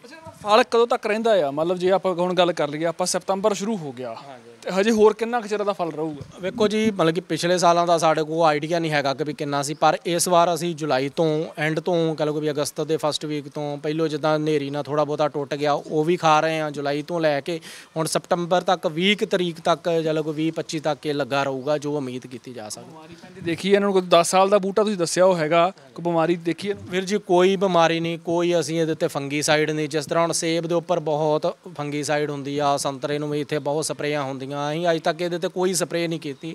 ਕੁਝ ਮਤਲਬ ਕਿ ਬਾਇਓ ਕਹਿ ਲਓ ਕਿ ਵੀ ਉਸੇ ਤਰ੍ਹਾਂ ਨਿਊਟ੍ਰੀਸ਼ਨ ਨਹੀਂ, ਕੋਈ ਅਸਰ ਨਹੀਂ ਆਇਆ ਅਜੇ ਤੱਕ, ਆਪਾਂ ਕੋਈ ਅਸਰ ਨਹੀਂ ਵੇਖਿਆ। ਸਾਡੇ ਉੱਧਰ ਅਫਰੀਕਾ ਦੇ ਵਿੱਚ ਕੁਝ ਠੰਡੇ ਇਲਾਕਿਆਂ ਦੇ ਵਿੱਚ ਫੰਗੀਸਾਈਡ ਵਗੈਰਾ ਕਿਤੇ ਮਿਲਦੀ ਆ, ਫਿਰ ਉਹ ਉੱਥੇ ਬਾਇਓ ਸਪਰੇਆਂ ਹੀ ਸਾਰੀਆਂ ਹੁੰਦੀਆਂ ਨੇ, ਅਤੇ ਇੱਥੇ ਅਜੇ ਤੱਕ ਆਪਾਂ ਇਹਦੇ 'ਤੇ ਕੋਈ ਵੀ ਅਸਰ ਨਹੀਂ ਵੇਖਿਆ ਜੀ। 10 ਸਾਲ ਤੁਹਾਨੂੰ ਹੋ ਗਏ ਅਤੇ ਮਾਰਕੀਟਿੰਗ ਦਾ ਕੋਈ ਖੇਤਰ ਬਣਾਇਆ ਇੱਥੇ ਆਪਦੇ ਪੱਧਰ 'ਤੇ? ਮਹਾਰਾਜ ਜੀ ਕੀ ਕਰੀਏ ਕਿ ਵੀ ਤੁਹਾਡੇ ਵਰਗੇ ਸੱਜਣ ਹੀ ਨਹੀਂ ਛੱਡਦੇ, ਜਿਹਨੂੰ ਪਤਾ ਲੱਗਦਾ ਜੀ ਹਾਂਜੀ ਭਾਜੀ ਮੈਨੂੰ ਖਵਾਇਓ ਜੀ, ਮੈਨੂੰ ਟੇਸਟ ਕਰਵਾਇਓ। ਅਤੇ ਆਉਣ ਵਾਲੇ ਦਿਨਾਂ 'ਚ ਅਸੀਂ ਵੈਸੇ ਉੱਥੋਂ ਐਕਸਪੋਰਟ ਕਰਦੇ ਹਾਂ, ਸਾਡੇ ਕੋਲ ਕੁਝ ਬਾਇਰ ਹੈਗੇ ਨੇ ਇੰਡੀਆ ਦੇ ਵਿੱਚ, ਜਿੱਦਾਂ ਦੁਬਈ, ਕਤਰ, ਸਾਊਦੀ ਸਾਰੇ ਐਕਸਪੋਰਟ ਹੁੰਦਾ, ਯੂਰਪ ਵੀ ਐਕਸਪੋਰਟ ਹੁੰਦਾ ਫਾਰਮਸ ਤੋਂ, ਅਤੇ ਉਸੇ ਤਰ੍ਹਾਂ ਬਾਇਰ ਹੈਗੇ ਨੇ। ਪਰ ਹੁਣ ਅਸੀਂ ਆਪਣਾ ਸੈਟਅਪ ਕਰ ਰਹੇ ਹਾਂ ਕਿਉਂਕਿ ਇਸ ਵਾਰ ਕੁਝ ਫਲਾਈਟਸ ਵਗੈਰਾ ਦਾ ਸਿਸਟਮ ਨਹੀਂ ਸੀ ਬਣਦਾ, ਅਤੇ ਉਹਦੇ ਕਰਕੇ ਇੰਪੋਰਟ ਨਹੀਂ ਹੋਇਆ ਕੁਝ ਵੀ। ਅਤੇ ਲਾਸਟ ਈਅਰ ਵੀ ਅਸੀਂ ਕੀਤਾ ਸੀ ਇੱਥੇ, ਅਤੇ ਪਰ ਹੁਣ ਅਸੀਂ ਆਪਣਾ ਹੀ ਇੱਥੇ ਅਲੱਗ-ਅਲੱਗ ਜ਼ਿਲ੍ਹਿਆਂ ਦੇ ਵਿੱਚ ਜਿੱਦਾਂ ਸੱਜਣ ਮਿੱਤਰ ਕੁਝ ਕਹਿ ਲਓ ਕਿ ਵੀ ਫਾਰਮ ਹੱਟ ਵਗੈਰਾ ਬਣਾਏ ਨੇ ਉਹਨਾਂ ਨੇ, ਇੱਦਾਂ ਹੀ ਸੰਗਰੂਰ ਲਾਗੇ ਆ, ਫਲੋਰ ਲਾਗੇ ਆ, ਇੱਦਾਂ ਅਲੱਗ-ਅਲੱਗ KV ਤੋਂ ਵੀ ਫੋਨ ਆਇਆ ਸੀ, ਅਤੇ ਉਹ ਵੀ ਕਹਿੰਦੇ ਕਿ ਵੀ ਅਸੀਂ ਵੀ ਇੱਦਾਂ ਮੰਗਾ ਕੇ ਅਤੇ ਕਿਸਾਨਾਂ ਨੂੰ ਜਾਂ ਜਿਹੜੇ ਸਾਡੇ ਵਰਕਰਸ ਵਗੈਰਾ ਹੈਗੇ ਨੇ ਉਹਨਾਂ ਨੂੰ ਅਸੀਂ ਟੇਸਟ ਕਰਾਉਣਾ। ਮੇਰੇ ਬ੍ਰਦਰ ਦਾ ਰੈਸਟੋਰੈਂਟ ਇੱਥੇ ਤਰਨਤਾਰਨ ਦਾ ਸੀ, ਉੱਥੇ ਸ਼ੇਕ ਵਗੈਰਾ ਇਹਦਾ ਦਿੰਦੇ ਰਹਿੰਦੇ ਆ, ਕਿ ਜਿਹੜੇ ਸੱਜਣ ਮਿੱਤਰ ਆਉਂਦੇ ਆ ਜਸਟ ਐਜ਼ ਆ ਟੇਸਟ ਵਜੋਂ ਅਜੇ ਵੇਚਿਆ ਕੁਛ ਨਹੀਂ, ਅਤੇ ਬਸ ਇੱਦਾਂ ਟੇਸਟ ਵਜੋਂ ਜਿਹੜੇ ਖਾਸ ਜਿਹੜੇ ਇੰਟਰਸਟ ਰੱਖਦੇ ਨੇ ਫਿਰ ਉੱਥੇ ਉਹਨਾਂ ਨੂੰ ਥੋੜ੍ਹਾ ਸ਼ੇਕ ਜ਼ਰੂਰ ਟੇਸਟ ਕਰਵਾਈਦਾ। ਲਾਈਫ ਬੂਟੇ ਦੀ ਲਾਈਫ ਮੈਨੂੰ ਪਤਾ ਵੀ 30-40 ਸਾਲ ਹੈਗੀ ਹੈ, ਫਰੂਟ 30-40 ਸਾਲ ਤੱਕ ਵਧੀਆ ਦਿੰਦਾ ਜਾਂ ਕਦੋਂ ਸ਼ੁਰੂਆਤ ਕਦੋਂ ਆ ਜਿਹੜੇ ਫਰੂਟ ਪੂਰਾ ਫਰੂਟ ਅਸੀਂ ਕਹਿ ਦਈਏ, ਕਿਉਂਕਿ ਆਮ ਬਾਗ ਦੇ ਵਿੱਚ ਵੇਖਿਆ ਤੀਜੇ ਜਾਂ ਚੌਥੇ ਸਾਲ ਦਾ ਫਰੂਟ ਆਪਾਂ ਨੂੰ ਸਹੀ ਮਿਲਦਾ ਆ, ਇਹਦੇ ਵਿੱਚ ਕਦੋਂ ਮਿਲਣਾ ਸ਼ੁਰੂ? ਜਿਸ ਤਰ੍ਹਾਂ ਹੁਣ ਗ੍ਰਾਫਟਡ ਵੈਰਾਈਟੀਆਂ ਨੇ ਸਾਡੇ ਕੋਲ, ਉੱਥੇ ਤਕਰੀਬਨ 18 ਮਹੀਨੇ ਤੋਂ ਅਫਰੀਕਾ ਦੇ ਵਿੱਚ ਉਹਨਾਂ ਦਾ ਫਰੂਟ ਸ਼ੁਰੂ ਹੋ ਜਾਂਦਾ, ਮਤਲਬ ਕਿ ਸਾਲ ਬਾਅਦ ਵੀ ਆਉਂਦਾ ਵਾ, ਪਰ ਅਸੀਂ ਉਹ ਲੈਂਦੇ ਨਹੀਂ ਆ ਕਿ 18ਵੇਂ ਮਹੀਨੇ ਵੀ ਨਹੀਂ ਲੈਂਦੇ, 24ਵੇਂ ਮਹੀਨੇ ਮਤਲਬ ਕਿ ਪਹਿਲਾਂ 2 ਸਾਲ ਬਾਅਦ ਅਸੀਂ ਫਰੂਟ ਲੈਂਦੇ ਆ। ਅਤੇ ਉਸ ਤੋਂ ਕਹਿ ਲਓ ਕਿ ਵੀ ਦੂਜੇ ਸਾਲ ਜਿੱਦਾਂ ਉੱਥੋਂ ਦੀ ਐਵਰੇਜ ਜਿਹੜੀ ਹੈਗੀ ਆ, ਜਿਹੜੀਆਂ ਵੈਰਾਈਟੀਜ਼ ਵਗੈਰਾ ਨੇ ਮੌਸਮ ਦੇ ਹਿਸਾਬ ਨਾਲ, ਉਹ ਤਕਰੀਬਨ 150 ਤੋਂ 200 ਫਰੂਟ ਸਾਨੂੰ ਪਹਿਲੇ ਸਾਲ ਮਿਲ ਜਾਂਦਾ। ਫਿਰ ਇਸੇ ਤਰ੍ਹਾਂ ਕਹਿ ਲਓ ਕਿ ਵੀ 150 ਵੱਧਦਾ ਹਰ ਸਾਲ। ਜਿੱਦਾਂ ਹੁਣ ਇਹਦਾ ਵੀ ਆਪਾਂ ਨੂੰ ਝਾੜ ਬਹੁਤ ਵਧੀਆ ਮਿਲਿਆ ਇਸ ਵਾਰ, ਕਿ ਵੀ 1100 ਦਾਣਾ ਸੀ ਜਿਹਦਾ ਝਾੜ, ਜੇ ਅਸੀਂ ਕੁਇੰਟਲ ਦੇ ਵਿੱਚ ਵੇਖੀਏ ਤਾਂ 1 ਕੁਇੰਟਲ ਤੋਂ ਉੱਪਰ ਬਣਦਾ ਕਿਲੋ ਦੇ ਵਿੱਚ ਵੇਖੀਏ ਤੇ ਇਸੇ ਤਰ੍ਹਾਂ ਹੀ ਜਦੋਂ ਇਹ 15 ਕੁ ਸਾਲ ਦਾ ਹੋ ਜਾਂਦਾ ਵਾ, 15 ਤੋਂ 20 ਸਾਲ ਦੇ ਵਿੱਚ ਇਹਦਾ 4000 ਪੀਸ ਮੈਕਸੀਮਮ ਜਿਹੜਾ ਇਹਦਾ ਝਾੜ ਰਹਿੰਦਾ ਜੀ। ਅਤੇ ਹਾਈਟ ਇਹਦੀ ਤਕਰੀਬਨ 40 ਫੁੱਟ 50 ਫੁੱਟ ਤੱਕ ਵੀ ਜਾਂਦੀ ਆ। ਫਿਰ ਬਾਕੀ ਪ੍ਰੂਨਿੰਗ ਕਰਕੇ ਉਹ ਫਿਰ ਕभी ਡੈਂਸ ਮੈਥਡ ਦੇ ਨਾਲ ਕਿ ਵੀ ਅਸੀਂ ਪਲਾਂਟ ਵੱਧ ਲਗਾ ਕੇ ਏਕੜ ਦੇ ਵਿੱਚ, ਇਸੇ ਤਰ੍ਹਾਂ ਹੀ ਕੁਝ ਛੱਤੀਸਗੜ੍ਹ ਤੋਂ ਫਾਰਮਰ ਨੇ ਅਤੇ ਉਹ ਆਪਣੇ ਗਵਾਵਾ ਦੇ ਵਿੱਚ 1700 ਪਲਾਂਟ ਲਗਾ ਰਹੇ ਨੇ, ਅਤੇ ਉਹਨਾਂ ਨੇ ਕਿਹਾ ਕਿ ਵੀ ਆਪਾਂ ਵੀ ਟਰਾਈ ਕਰਾਂਗੇ ਕਿ ਵੀ ਇਹਦੇ ਵੀ 500-600 ਪਲਾਂਟ ਲਾ ਕੇ, ਕਿਉਂਕਿ ਉਹ ਗਿਣਤੀ ਦੇ ਫਲ ਲੈਂਦੇ ਨੇ, ਉਹਦੇ ਨਾਲ ਫਲ ਦਾ ਸਾਈਜ਼ ਵੀ ਵੱਡਾ ਹੁੰਦਾ ਅਤੇ ਆਕਾਰ ਵੱਡਾ ਹੋ ਜਾਂਦਾ, ਅਤੇ ਉਸ ਵੇ ਨਾਲ ਵੀ ਹੁਣ ਉਹ ਟਰਾਈ ਕਰਨਗੇ ਉੱਥੇ ਛੱਤੀਸਗੜ੍ਹ ਦੇ ਵਿੱਚ। ਅਤੇ ਫਿਰ ਉਸ ਤੋਂ ਬਾਅਦ ਅਸੀਂ ਵੀ ਇੱਥੇ ਕੁਛ ਟਰਾਈ ਕਰਾਂਗੇ। ਉਸ ਕਿਤੇ ਚਲਾਉਣਾ ਹੋਵੇ ਤਾਂ ਕਿੰਨੇ ਬਾਏ ਕਿੰਨੇ ਦੇ ਵਿੱਚ ਜਿਹੜਾ ਗੈਪ ਰੱਖਣਾ ਚਾਹੀਦਾ? ਅਲੱਗ-ਅਲੱਗ ਨੇ, ਜਿਸ ਤਰ੍ਹਾਂ ਕਿਸੇ 18 ਫੁੱਟ 'ਤੇ ਵੀ ਲੱਗ ਰਿਹਾ ਜੀ, ਕਿਸੇ 20 ਫੁੱਟ 'ਤੇ ਵੀ ਲੱਗ ਰਿਹਾ, ਕਿਤੇ 10 ਫੁੱਟ ਤੋਂ ਲੈ ਕੇ 20 ਫੁੱਟ ਦੇ ਵਿੱਚ ਲੱਗ ਰਹੇ ਨੇ। ਅਲੱਗ-ਅਲੱਗ ਜਗ੍ਹਾ ਵੈਰਾਈਟੀਆਂ ਦਾ ਵੀ ਕੁਛ ਹੈਗਾ, ਕੁਝ ਵੈਰਾਈਟੀਆਂ ਸਾਈਡ ਨੂੰ ਵੱਧਦੀਆਂ ਨੇ ਜੀ, ਕੁਝ ਉੱਪਰ ਨੂੰ ਜਾਂਦੀਆਂ ਨੇ। ਫਿਰ ਜਿਸ ਤਰ੍ਹਾਂ ਤੁਸੀਂ ਪਹਿਲਾਂ ਪੁੱਛਿਆ ਸੀ ਕਿ ਵੀ ਕਿੰਨੇ ਕੁ ਸਾਲ ਤੱਕ, 50 ਕੁ ਸਾਲ ਤੱਕ ਇਹਦੀ ਵਧੀਆ ਲਾਈਫ ਹੈਗੀ ਆ। ਫਿਰ ਉਸ ਤੋਂ ਬਾਅਦ ਫਰੂਟ ਘਟਣੇ ਸ਼ੁਰੂ ਹੋ ਜਾਂਦੇ। ਅਸੀਂ ਵੇਖੇ ਨੇ ਉੱਥੇ ਮਤਲਬ ਕਿ ਬੋੜਾਂ ਵਰਗੇ ਮਤਲਬ ਵੀ 40-40 50-50 ਫੁੱਟ ਦੇ ਦਰਖਤ ਬਣੇ ਹੋਏ ਨੇ, ਤਾਂ ਉਹਨਾਂ ਨੂੰ ਵੀ ਵਧੀਆ ਫਲ ਆ ਰਿਹਾ ਜੀ। ਹਰਮਨ ਜੀ, ਇਹ ਸਾਰੀ ਗੱਲਬਾਤ ਹੋਈ ਜੋ ਤੁਸੀਂ ਤਜਰਬਾ ਕੀਤਾ, ਤੁਹਾਡੇ ਆਂਢ ਗਵਾਂਢ ਹੋਰ ਬੜੇ ਲੋਕ ਸੱਜਣ ਇੱਥੇ ਆਉਂਦੇ ਨੇ, ਕੀ ਉਹ ਅਪਣਾ ਰਹੇ ਨੇ ਉਹ ਤਜਰਬਾ, ਜਾਂ ਕੀ ਉਹ ਕਾਮਯਾਬ ਹੋ ਰਹੇ ਨੇ? ਵੇਖੋ ਵੀਰ ਜੀ, ਅਸੀਂ ਪਹਿਲੋਂ ਤੁਹਾਨੂੰ ਦੱਸਿਆ ਕਿ ਵੀ ਜਿਸ ਤਰ੍ਹਾਂ ਪਹਿਲੋਂ ਫ੍ਰੀ ਬੂਟੇ ਇੱਦਾਂ ਵੰਡਦੇ ਸੀ, ਉਹਨਾਂ 'ਚੋਂ ਚੰਦ ਸੱਜਣ ਨੇ ਕਿ ਵੀ ਪੰਜਾਬ 'ਚ ਹੈਗਾ ਕਿ ਵੀ ਜਦੋਂ ਫ੍ਰੀ 'ਚ ਕੋਈ ਲੈ ਜਾਏ, ਯਾਰ ਆਪਾਂ ਕੀ ਕਰਨਾ, ਫ੍ਰੀ 'ਚ ਹੀ ਆਇਆ ਵਾ, ਚੱਲ ਤੈਨੂੰ ਲਾ ਲਈਏ, ਸਾਂਭ ਲਈਏ। ਅਤੇ ਹੋਰ ਵੀ ਕਿਸਾਨ ਜਿਹੜੇ ਹੁਣ ਇਸ ਵਾਰੀ ਕਾਲ ਕਰ ਰਹੇ ਨੇ, ਜਿਨ੍ਹਾਂ ਨੂੰ ਪਤਾ ਲੱਗ ਰਿਹਾ, ਮੋਸਟਲੀ ਉਹਨਾਂ 'ਚੋਂ ਇਹ ਹੈ ਨਾ ਕਿ ਜਿਨ੍ਹਾਂ ਨੇ ਬੂਟੇ ਲਏ, ਕੁਝ ਨਰਸਰੀਆਂ ਲੋਕਲ ਨੇ, ਕਿਉਂਕਿ ਸਾਊਥ ਤੋਂ ਬੂਟੇ ਆ ਰਹੇ ਨੇ, ਅਤੇ ਉਹ ਤਕਰੀਬਨ ਉਹਨਾਂ ਨੂੰ ਕਹਿ ਲਓ ਕਿ ਵੀ ਮੈਨੂੰ ਕਹਿ ਲਓ ਕਿ 10% ਕਿਸਾਨ ਇਹੋ ਮਿਲੇ ਹੋਣਗੇ ਜਿਨ੍ਹਾਂ ਦੇ ਬੂਟੇ ਚੱਲੇ ਨੇ, ਬਾਕੀ ਤਕਰੀਬਨ ਉਹਨਾਂ ਨੇ ਮਾਰੇ ਨੇ। ਉਹਦਾ ਕਾਰਨ ਜੋ ਵੇਖਿਆ ਗਿਆ, ਅਸੀਂ ਬੂਟਿਆਂ ਦੀ ਫੋਟੋ ਵਗੈਰਾ ਵੇਖੀ ਕਿ ਵੀ ਉਹ ਨੀਵੀਂ ਜਗ੍ਹਾ 'ਤੇ ਲੱਗੇ ਨੇ, ਅਤੇ ਉਹ ਮੈਂ ਹਰ ਵਾਰੀ ਕਿਸਾਨ ਨੂੰ ਇਹ ਕਹਿੰਦਾ ਕਿ ਵੀ ਜੇ ਤੁਹਾਡੇ ਕੋਲ ਬੂਟਾ ਕਿਤੇ ਲੱਗਾ ਵਾ ਤਾਂ ਉਹਨੂੰ ਹੁਣੇ ਹੀ ਉੱਚਾ ਕਰ ਦਿਓ ਥੋੜ੍ਹਾ ਜਿਹਾ, ਕਿਉਂਕਿ ਇਹ ਫਰੂਟ ਜਿੱਦਾਂ ਕਹਿੰਦਾ ਕਿ ਮੈਂ ਸਰਦਾਰ ਹਾਂ ਤਾਂ ਮੈਂ ਰਾਜਾ ਹਾਂ, ਤਾਂ ਮੈਨੂੰ ਥੋੜ੍ਹਾ ਜਿਹਾ ਕੁਰਸੀ ਚਾਹੀਦੀ ਹੈ ਬਹਿਣ ਨੂੰ, ਅਤੇ ਫਿਰ ਵਧੀਆ ਚੱਲ ਰਿਹਾ ਜੀ। ਉਹ ਕਿਸਾਨ ਜਿਸ ਤਰ੍ਹਾਂ ਕਿ ਵੀ ਸਾਨੂੰ ਸਮਝਾਉਣ ਦੀ ਲੋੜ ਨਹੀਂ ਪੈ ਰਹੀ, ਕਿਉਂਕਿ ਤਕਰੀਬਨ ਹਰ ਫੈਮਿਲੀ ਦੇ ਵਿੱਚੋਂ ਕੋਈ ਨਾ ਕੋਈ ਬਾਹਰ ਘੁੰਮਿਆ ਹੋਇਆ ਵਾ, ਆਸਟ੍ਰੇਲੀਆ USA, ਮਤਲਬ ਹਰ ਕਿਸੇ ਨੇ ਟੇਸਟ ਇਹਦਾ ਲਿਆ ਵਾ, ਅਤੇ ਉਹ ਉਹਨਾਂ ਨੂੰ ਬੜੀ ਖੁਸ਼ੀ ਹੁੰਦੀ ਹੈ ਕਿ ਵੀ ਜਦੋਂ ਪੰਜਾਬ ਦੇ ਵਿੱਚ ਹੋ ਰਿਹਾ, ਕਿਉਂਕਿ ਉਹਨਾਂ ਨੇ ਠੰਡੇ ਇਲਾਕਿਆਂ ਦੇ ਵਿੱਚ ਜ਼ਿਆਦਾ ਵੇਖਿਆ। ਅਤੇ ਕੱਲ੍ਹ ਹੀ ਮੈਨੂੰ ਇਸ ਤਰ੍ਹਾਂ ਹੀ ਯੂਨੀਵਰਸਿਟੀ ਤੋਂ ਫੋਨ ਆਇਆ ਸੀ ਮਾਨ ਸਿੰਘ ਹੋਣਾ ਦਾ, ਅਤੇ ਉਹ ਦੱਸ ਰਹੇ ਸੀ ਕਿ ਵੀ ਅਸੀਂ ਕੈਲੀਫੋਰਨੀਆ 'ਚ ਬਹੁਤ ਵੇਖਿਆ ਵਾ, ਤਾਂ ਕੋਈ ਨਹੀਂ, ਤਗੜੇ ਹੋ ਕੇ ਲੱਗੇ ਰਹੋ ਇਹਦੇ ਪਿੱਛੇ, ਕਿਉਂਕਿ ਉੱਥੇ ਵੀ ਮੌਸਮ ਇੱਕੋ ਜਿਹਾ ਹੀ ਆ ਆਪਣੇ। ਅਤੇ ਅਫਰੀਕਾ 'ਚ ਵੀ ਇਵੇਂ ਹੀ ਆ ਜੀ, ਗਰਮ ਇਲਾਕੇ 'ਚ ਵੀ ਕਹਿ ਲਓ ਕਿ ਵੀ ਢੀਠ ਜਿਹਾ ਬੂਟਾ ਹੋ ਗਿਆ ਵਾ ਇਹ, ਕਿ ਵੀ ਕਿਤੇ ਵੀ ਇਹ ਹੋ ਰਿਹਾ ਵਾ। ਬਾਕੀ ਇਹ ਕਿ ਵੀ ਥੋੜ੍ਹਾ ਬਸ ਜੀ। ਅਤੇ ਇਵੇਂ ਕਾਲਿਆਂ ਦਾ ਤੁਸੀਂ ਸੁਣਿਆ ਹੋਣਾ ਕਿ ਵੀ ਉਹਨਾਂ ਨੂੰ ਮਤਲਬ ਕਿ ਛੇਤੀ ਕੋਈ ਬਿਮਾਰੀਆਂ ਨਹੀਂ ਲੱਗਦੀਆਂ, ਹੱਟੇ ਕੱਟੇ ਨੇ, ਅਤੇ ਉਹ ਇੱਕ ਵੀ ਇਹ ਵੀ ਇੱਕ ਕਾਰਨ ਹੈ ਉਹਨਾਂ ਦਾ ਕਿ ਵੀ ਬਹੁਤ ਖਾਂਦੇ ਨੇ, ਕਿਉਂਕਿ ਉਹਨਾਂ ਕੋਲ ਅਵੇਲੇਬਲ ਹੀ ਇੱਦਾਂ ਸਾਡੇ ਮਤਲਬ ਕਿ ਜਿਸ ਤਰ੍ਹਾਂ ਆਪਣੇ ਇੱਥੇ ਵੇਖੀਏ ਤਾਂ ਸਾਨੂੰ ਟੂਲੀਆਂ ਮਿਲਣਗੀਆਂ ਜਾਂ ਹੋਰ ਬੂਟੇ ਮਿਲਣਗੇ, ਪਰ ਉੱਥੇ ਗਈ ਈਵਨ ਅਫਰੀਕਾ ਗਈ, ਯੂਰਪ ਗਈ, ਜੇ ਅਸੀਂ ਰਸ਼ੀਆ ਦੇ ਵਿਦੇਸ਼ਾਂ 'ਚ ਵੀ ਚੱਲ ਜਾਈਏ ਤਾਂ ਤਕਰੀਬਨ ਸਾਨੂੰ ਸੜਕਾਂ ਦੇ ਕੰਢੇ ਫਰੂਟ ਟਰੀ ਬਹੁਤ ਮਿਲ ਜਾਂਦੇ ਨੇ ਜੀ। ਆਪਣੇ ਪਹਿਲੋਂ ਸੀ, ਪਰ ਹੁਣ ਸਾਰਾ ਸਿਸਟਮ ਉਹ ਚੇਂਜ ਹੋ ਗਿਆ। ਹੁਣ ਜੇ ਮੈਂ ਮੇਰੇ ਪਿੰਡ ਦੀ ਗੱਲ ਕਰਾਂ, ਅਤੇ ਮੈਂ ਅੱਗੇ ਗੱਲ ਕਰਦਾ ਹੁੰਦਾ ਕਿ ਵੀ ਜਿੱਦਾਂ ਬੂਟੇ ਲਵਾਏ ਬਾਬਿਆਂ ਨੇ, ਅਤੇ ਉਹਦੇ ਵਿੱਚ 1000 ਸੁਖਚੈਨ ਲੱਗਾ ਹੋਇਆ ਵਾ, ਅਤੇ ਇਸੇ ਤਰ੍ਹਾਂ ਹੀ 1000 ਦੀ ਗਿਣਤੀ ਉਹਦੀ ਹੋਊਗੀ ਅਰਜਨ ਰੁੱਖ ਦੀ ਹੋਊਗੀ। ਮੈਂ ਇਹ ਨਹੀਂ ਕਹਿੰਦਾ ਕਿ ਵੀ ਤੁਸੀਂ ਇਹ ਕਿਉਂ ਲਾਏ, ਪਰ ਮੈਂ ਇਹ ਕਹਿੰਦਾ ਕਿ ਵੀ ਇਹਦੀ ਜਗ੍ਹਾ ਜੇ ਅਸੀਂ ਮਤਲਬ ਕਿ 100 ਪਿੱਛੇ ਜਾਂ 5 ਬੂਟਿਆਂ ਪਿੱਛੇ ਇੱਕ ਤੁਸੀਂ ਮੈਡੀਸਨਲ ਪਲਾਂਟ ਲਾ ਲਓ, 5 ਬੂਟੇ ਜਿਹੜੇ ਹੈਗੇ ਉਹ ਅਲੱਗ-ਅਲੱਗ ਫਰੂਟ ਲਾਓ। ਉਹਦੇ ਨਾਲ ਕੀ ਹੁਣ ਮੇਰੇ ਘਰ 15 ਤੋਂ 20 ਆਲਣੇ ਹਰ ਸਾਲ ਮੈਨੂੰ ਮਿਲਦੇ ਨੇ, ਅਲੱਗ-ਅਲੱਗ ਚਿੜੀਆਂ ਨੇ, ਅਲੱਗ-ਅਲੱਗ ਗਾਲੜ ਵੀ ਚਲੋ ਇੰਨੇ ਬਹੁਤ ਖਰਾਬ ਕਰਦੇ ਨੇ, ਪਰ ਇਹਨੂੰ ਗਾਲੜ ਅਜੇ ਤੱਕ ਨਹੀਂ ਪਿਆ, ਨਾ ਹੀ ਤੋਤਾ ਪਿਆ, ਕੋਈ ਜਾਨਵਰ ਨਹੀਂ ਇਹਨੂੰ ਪਿਆ। ਤੇ ਹੁਣ ਅਮਰੂਦ ਵਗੈਰਾ ਕੱਢ ਕੇ ਤੇ ਇਹਦੇ ਹੀ 10-15 ਬੂਟੇ ਇਹਦੀਆਂ ਅਲੱਗ-ਅਲੱਗ ਵੈਰਾਈਟੀਆਂ ਤਿਆਰ ਕਰਨੀ। ਤੇ ਉਹ ਅੱਗੇ ਫਰੂਟ ਹੋਣਗੇ, ਕਿਸੇ ਕੋਈ ਬੱਚਾ ਖਾਊਗਾ, ਕੋਈ ਇਨਸਾਨ ਖਾਊਗਾ, ਪੰਛੀ ਵੀ ਤੁਹਾਡੇ ਕੋਲ ਜ਼ਿਆਦਾ ਹੋਣਗੇ, ਨਾਲੇ ਆਮ ਬੰਦੇ ਦੀ ਪਹੁੰਚ ਤੱਕ ਹੋਊਗਾ। ਇਹ ਫਰੂਟ ਹੋ ਗਿਆ ਉਹ ਮਤਲਬ ਕਿ ਜਿੱਦਾਂ ਹੁਣ ਕਹ ਲਓਗੇ ਅਮਰੂਦ ਹੀ ਤੁਸੀਂ ਘੱਟੋ ਘੱਟ ਕਰੋ। ਹੁਣ ਇੱਥੇ ਆਪਾਂ ਵੇਖਦੇ ਹਾਂ ਰੋਡ ਦੇ ਉੱਤੇ ਕਨੇਰ ਹੀ ਲੱਗੀ ਪਈ ਆ, ਜਾਂ ਡਿਵਾਈਡਰ ਦੇ ਉੱਪਰ ਕਨੇਰ ਹੀ ਲੱਗੀ ਪਈ ਆ। ਡਿਵਾਈਡਰ ਦੇ ਉੱਪਰ ਵੀ ਤੁਸੀਂ ਫਾਲਸਾ ਲਾ ਸਕਦੇ ਜੋ, ਚਲੋ ਨਹੀਂ ਤੋੜਨਾ ਤੇ ਉਹ ਹੈ ਕਿ ਵੀ ਉਹਦੀ ਵੀ ਪ੍ਰੂਨਿੰਗ ਹੋ ਜਾਂਦੀ ਹੈ, ਸਾਰਾ ਕਨੇਰ ਵਾਂਗੂ ਪ੍ਰੂਨਿੰਗ ਹੋ ਜਾਂਦੀ ਆ। ਤੇ ਇਸੇ ਤਰ੍ਹਾਂ ਅਸੀਂ ਫਲਾਂ ਦੇ ਬੂਟੇ ਲਾ ਕੇ ਸਾਈਡਾਂ 'ਤੇ ਵੀ ਲਾ ਕੇ ਤੇ ਉਹਨਾਂ ਨੂੰ ਅਸੀਂ ਆਮ ਪਬਲਿਕ ਨੂੰ ਉੱਥੋਂ ਈਜ਼ੀਲੀ ਮਿਲ ਜੇ। ਸਾਡੇ ਉੱਥੇ ਆਵਾਕਾਡੋ ਇੱਦਾਂ ਹੀ ਆ ਜੀ ਕਿ ਵੀ ਘਰਾਂ ਦੇ ਬਾਹਰ ਲੱਗੇ ਨੇ, ਜਿੱਥੋਂ ਮਰਜ਼ੀ ਤੋੜ ਕੇ ਖਾ ਸਕਦੇ ਹਾਂ ਜੀ। ਸੋ ਕਿਤੇ ਨਾ ਕਿਤੇ ਹੰਭਲਾ ਤਾਂ ਮਾਰਨਾ ਹੀ ਪੈਣਾ। ਜਦੋਂ ਅਸੀਂ ਇਹ ਲਾਂਭਾ ਦਿੰਦੇ ਹਾਂ ਕਿ ਕਿਸਾਨਾਂ ਦੇ ਪੱਲੇ ਕੁਝ ਨਹੀਂ ਰਿਹਾ ਜਾਂ ਕਿਸਾਨ ਮਰਦਾ ਜਾ ਰਿਹਾ ਹੈ, ਤਾਂ ਇਸ ਵਕਤ ਇਹ ਹੈ ਵੀ ਸਾਡੀ ਬਾਂਹ ਬੇਸ਼ੱਕ ਅਜਿਹੇ ਵੀਰ ਫੜਦੇ ਨੇ, ਪਰ ਹੰਭਲਾ ਸਾਨੂੰ ਆਪ ਮਾਰਨਾ ਪੈਣਾ। ਕਿਉਂਕਿ ਉਹ ਸਿਆਣੇ ਕਹਿੰਦੇ ਨੇ ਡੁੱਬਦੇ ਨੂੰ ਤਿਨਕੇ ਦਾ ਸਹਾਰਾ ਹੁੰਦਾ। ਜੇ ਤਿਨਕੇ ਦਾ ਸਹਾਰਾ ਵੀ ਮਿਲਦਾ ਹੈ ਤਾਂ ਉਹਨੂੰ ਸਹਾਰਾ ਬਣ ਕੇ ਉਹਦਾ ਬਣਾ ਕੇ ਕਿਵੇਂ ਨਾ ਕਿਵੇਂ ਤਾਂ ਸਾਨੂੰ ਉਸ ਦਲਦਲ 'ਚੋਂ ਬਾਹਰ ਆਉਣਾ ਪਊਗਾ। ਸੋ ਕੀ ਜਾਂਦੇ ਜਾਂਦੇ ਕੀ ਸੁਨੇਹਾ ਦੇਣਾ ਚਾਹੁੰਦੇ ਹੋ, ਜਾਂ ਹੋਰ ਕੀ ਖਾਸੀਅਤ ਹੈ ਜੋ ਆਪਣੀ ਗੱਲਾਂ ਬਾਤਾਂ 'ਚ ਰਹਿ ਗਈ ਹੈ, ਜੋ ਦੱਸਣਾ ਚਾਹੁੰਦੇ ਹੋ ਵੀ ਕਿਸਾਨ ਵੀਰ ਕਿਹੜੀਆਂ ਖਾਸ ਗੱਲਾਂ ਧਿਆਨ ਰੱਖਣ ਤੇ ਕਿਵੇਂ ਇਸ ਚੀਜ਼ ਨੂੰ ਅਪਣਾਉਣ ਕਿ ਆਪਦੀ ਆਰਥਿਕਤਾ ਕਿਤੇ ਨਾ ਕਿਤੇ ਸੁਧਾਰ ਲੈਣ, ਜਾਂ ਜੋ ਨਿਗਾਰ ਦੇ ਵਿੱਚ ਗਏ ਹੋਏ ਨੇ ਉਹ ਕਿਤੇ ਨਾ ਕਿਤੇ ਬਦਲ ਜਾਵੇ ਸਥਿਤੀ। ਵੀਰ ਜੀ ਅਸੀਂ ਪਿੱਛੇ ਵੀ ਗੱਲ ਕਰਦੇ ਹੁੰਦੇ ਹਾਂ ਕਿ ਵੀ ਸਭ ਤੋਂ ਪਹਿਲਾਂ ਤਾਂ ਕੋਸ਼ਿਸ਼ ਕਰੋ ਕਿ ਵੀ ਇੱਕ ਪਿੰਡ, ਇੱਕ ਕਿਸਾਨਾਂ ਦੀ ਕੰਪਨੀ, ਇੱਕ FPO। ਅਸੀਂ ਕਹਿੰਦੇ ਹਾਂ ਕਿ ਵੀ ਸਾਰਾ ਕੁਝ, ਮੈਂ ਕੁਝ ਹੋਰ ਵੀ ਦੱਸਦਾ ਇਹਦੇ ਵਿੱਚ ਕਿ ਵੀ ਜਿੱਦਾਂ ਹੁਣ ਪਿੰਡਾਂ ਦੇ ਵਿੱਚ ਕੀ ਹੋ ਰਿਹਾ ਕਿ ਵੀ ਚਾਚੇ ਨੇ 2 ਕਿੱਲੇ ਲਾਤੇ ਮਟਰਾਂ ਦੇ, ਯਾਰ ਉਹਨੇ 2 ਲੱਖ ਵੱਟ ਲੈਣਾ, ਮੈਂ ਉਹਦੇ ਪਿੱਛੇ ਆਪਣੀ ਕੀ ਮਾਰਕੀਟਿੰਗ ਕਿੱਥੋਂ ਖਰਾਬ ਹੋ ਰਹੀ ਹੈ ਕਿ ਵੀ ਅਸੀਂ ਪੈਦਾਵਾਰ ਬਹੁਤ ਜ਼ਿਆਦਾ ਵਧਾ ਲਈ। ਜਿਹੜੀ ਕਹ ਲਈਏ ਵੀ ਹਰੀ ਕ੍ਰਾਂਤੀ ਆਈ, ਜੇ ਝਾੜ ਵਧਾਏ ਉਹਦਾ ਸਾਨੂੰ ਤਾਂ ਕੋਈ ਫਾਇਦਾ ਨਹੀਂ ਹੋਇਆ। ਪੰਜਾਬ ਦਾ ਚੌਲ ਆ ਉਹ ਕੋਈ ਕਿਸਾਨ ਨਹੀਂ ਬਾਹਰ ਭੇਜ ਰਿਹਾ, ਉਹ ਵੱਡੇ ਵੱਡੇ ਲਾਲੇ ਬੈਠੇ ਜਾਂ ਵੱਡੀਆਂ ਕੰਪਨੀਆਂ ਬੈਠੀਆਂ ਨੇ ਉਹ ਹੀ ਬਾਹਰ ਭੇਜ ਰਹੀਆਂ। ਅਫਰੀਕਾ 'ਚ ਵੀ ਜਾਂਦਾ, ਹਰ ਜਗ੍ਹਾ ਮਤਲਬ ਕਿ ਆਪਣੀ ਬਾਸਮਤੀ ਜਾਂ 11-21 ਆਏ ਜੇ ਚੌਲ ਆ, ਹਰ ਜਗ੍ਹਾ ਉਹ ਜਾਂਦਾ, ਆਟਾ ਵੀ ਜਾ ਰਿਹਾ। ਜੇ ਇੱਕ ਪਿੰਡ ਇਕੱਠਾ ਹੋਵੇ, ਇੱਕ ਪਿੰਡ ਦੀ ਇੱਕ FPO ਹੋਵੇ, ਉਹਦੇ ਵਿੱਚ ਜਿੱਦਾਂ ਹੁਣ ਸੰਦ ਦੀ ਗੱਲ ਕਰ ਲਈਏ ਤਾਂ ਸੰਦ ਸਾਨੂੰ ਪਿੰਡਾਂ ਦੇ ਵਿੱਚ ਕੀ ਆ ਕਿ ਵੀ ਜੇ ਉਹਨੇ 2 ਕਿੱਲੇ ਤਾਂ ਉਹਨੇ ਵੀ ਟਰੈਕਟਰ ਲਿਆ ਤਾਂ ਦੂਜਾ ਕਹਿੰਦਾ ਮੈਂ ਪਿੱਛੇ ਕਿਉਂ ਰਹਾਂ, ਮੈਂ ਵੀ ਕਰਜ਼ਾ ਚੁੱਕ ਕੇ ਟਰੈਕਟਰ ਲਾਊਂਗਾ। ਤੇ ਉਹ 25% ਸੰਦ ਇਨਫ ਨੇ, ਬਾਕੀ ਅਸੀਂ ਵੇਚ ਸਕਦੇ ਹਾਂ। ਉਹ ਤੋਂ ਜਿਹੜਾ ਪੈਸਾ ਇਕੱਠਾ ਹੋਵੇ, ਸਾਡੇ ਕੋਲ ਪੰਚਾਇਤੀ ਜ਼ਮੀਨ ਹੁੰਦੀ ਆ, ਅਸੀਂ ਉਹਦੇ ਨਾਲ ਛੋਟੀਆਂ ਮੋਟੀਆਂ ਪ੍ਰੋਸੈਸਿੰਗ ਸ਼ੁਰੂ ਕਰ ਸਕਦੇ ਹਾਂ। ਕਿਉਂਕਿ ਅੱਜ ਕੱਲ੍ਹ ਜਦੋਂ ਅਸੀਂ FPO ਦੇ ਵਿੱਚ ਆ ਜਾਂਦੇ ਹਾਂ ਤਾਂ ਕਈਆਂ ਮਸ਼ੀਨਾਂ ਤਾਂ 90% ਸਬਸਿਡੀ ਆ ਜੀ। 50% ਤਾਂ ਮਾਮੂਲੀ ਜਿਹੀ ਗੱਲ ਕਿ ਵੀ ਆਮ ਮਿਲ ਹੀ ਜਾਂਦੀ ਹੈ। ਇਕੱਲਾ ਕਿਸਾਨ ਕੁਛ ਨਹੀਂ ਕਰ ਸਕਦਾ।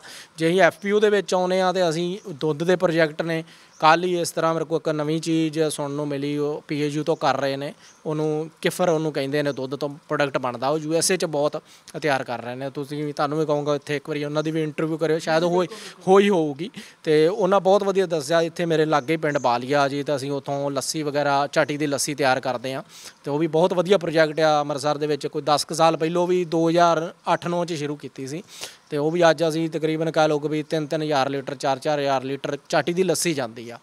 ਅਤੇ ਇਸੇ ਤਰ੍ਹਾਂ ਅਸੀਂ ਕਣਕ ਵੀ ਆਟਾ ਬਣਾ ਕੇ ਵੇਚ ਸਕਦੇ। ਕੋਈ ਲਾਗੇ ਬੰਨੇ ਸਾਨੂੰ ਮਾਰਕੀਟ ਦੂਰ ਜਾਣ ਦੀ ਲੋੜ ਨਹੀਂ ਆ, ਅਤੇ ਪਿੰਡ ਇਕੱਠਾ ਹੋਊਗਾ। ਹੁਣ ਕੀ ਆ, ਮਹਾਰਾਸ਼ਟਰ ਤੁਸੀਂ ਸੁਣਿਆ ਹੋਵੇਗਾ ਕਿ ਵੀ FPO ਦੇ ਵਿੱਚ ਬਹੁਤ ਅੱਗੇ ਆ। ਉੱਥੇ 500 ਨਹੀਂ, 50 ਨਹੀਂ, 5-5 ਹਜ਼ਾਰ ਕਿਸਾਨ ਦੀ FPO ਬਣੀ ਹੋਈ ਆ। ਹਾਂਜੀ, ਕਲਸਟਰ। ਉਹਦੇ ਵਿੱਚ ਕੀ ਹੈ ਕਿ ਵੀ ਉਹਨਾਂ ਨੇ ਮੈਨੇਜ ਕਰਨ ਵਾਲੇ ਚੰਦ ਬੰਦੇ ਨੇ, ਉਹਨਾਂ ਨੇ ਮਾਰਕੀਟ ਵੇਖਣੀ ਹੈ ਇੰਟਰਨੈਸ਼ਨਲ ਜਾਂ ਲੋਕਲ ਕਿ ਵੀ ਕੀ ਬੀਜਿਆ ਜਾਵੇ, ਕਿੰਨੀ ਗਿਣਤੀ ਦੇ ਵਿੱਚ ਬੀਜਿਆ ਜਾਵੇ। ਪਹਿਲੋਂ ਮਾਰਕੀਟ ਆ, ਅਸੀਂ ਪਹਿਲੋਂ ਕੀ ਕਰਦੇ, ਇੱਕ ਦੂਜੇ ਵੱਲ ਵੇਖ ਕੇ ਲਾ ਲੈਂਦੇ ਹਾਂ, ਫਿਰ ਅਸੀਂ ਭੱਜਦੇ ਹਾਂ ਕਿ ਮਾਰਕੀਟ ਕਿੱਥੇ ਮਿਲਣੀ ਆ।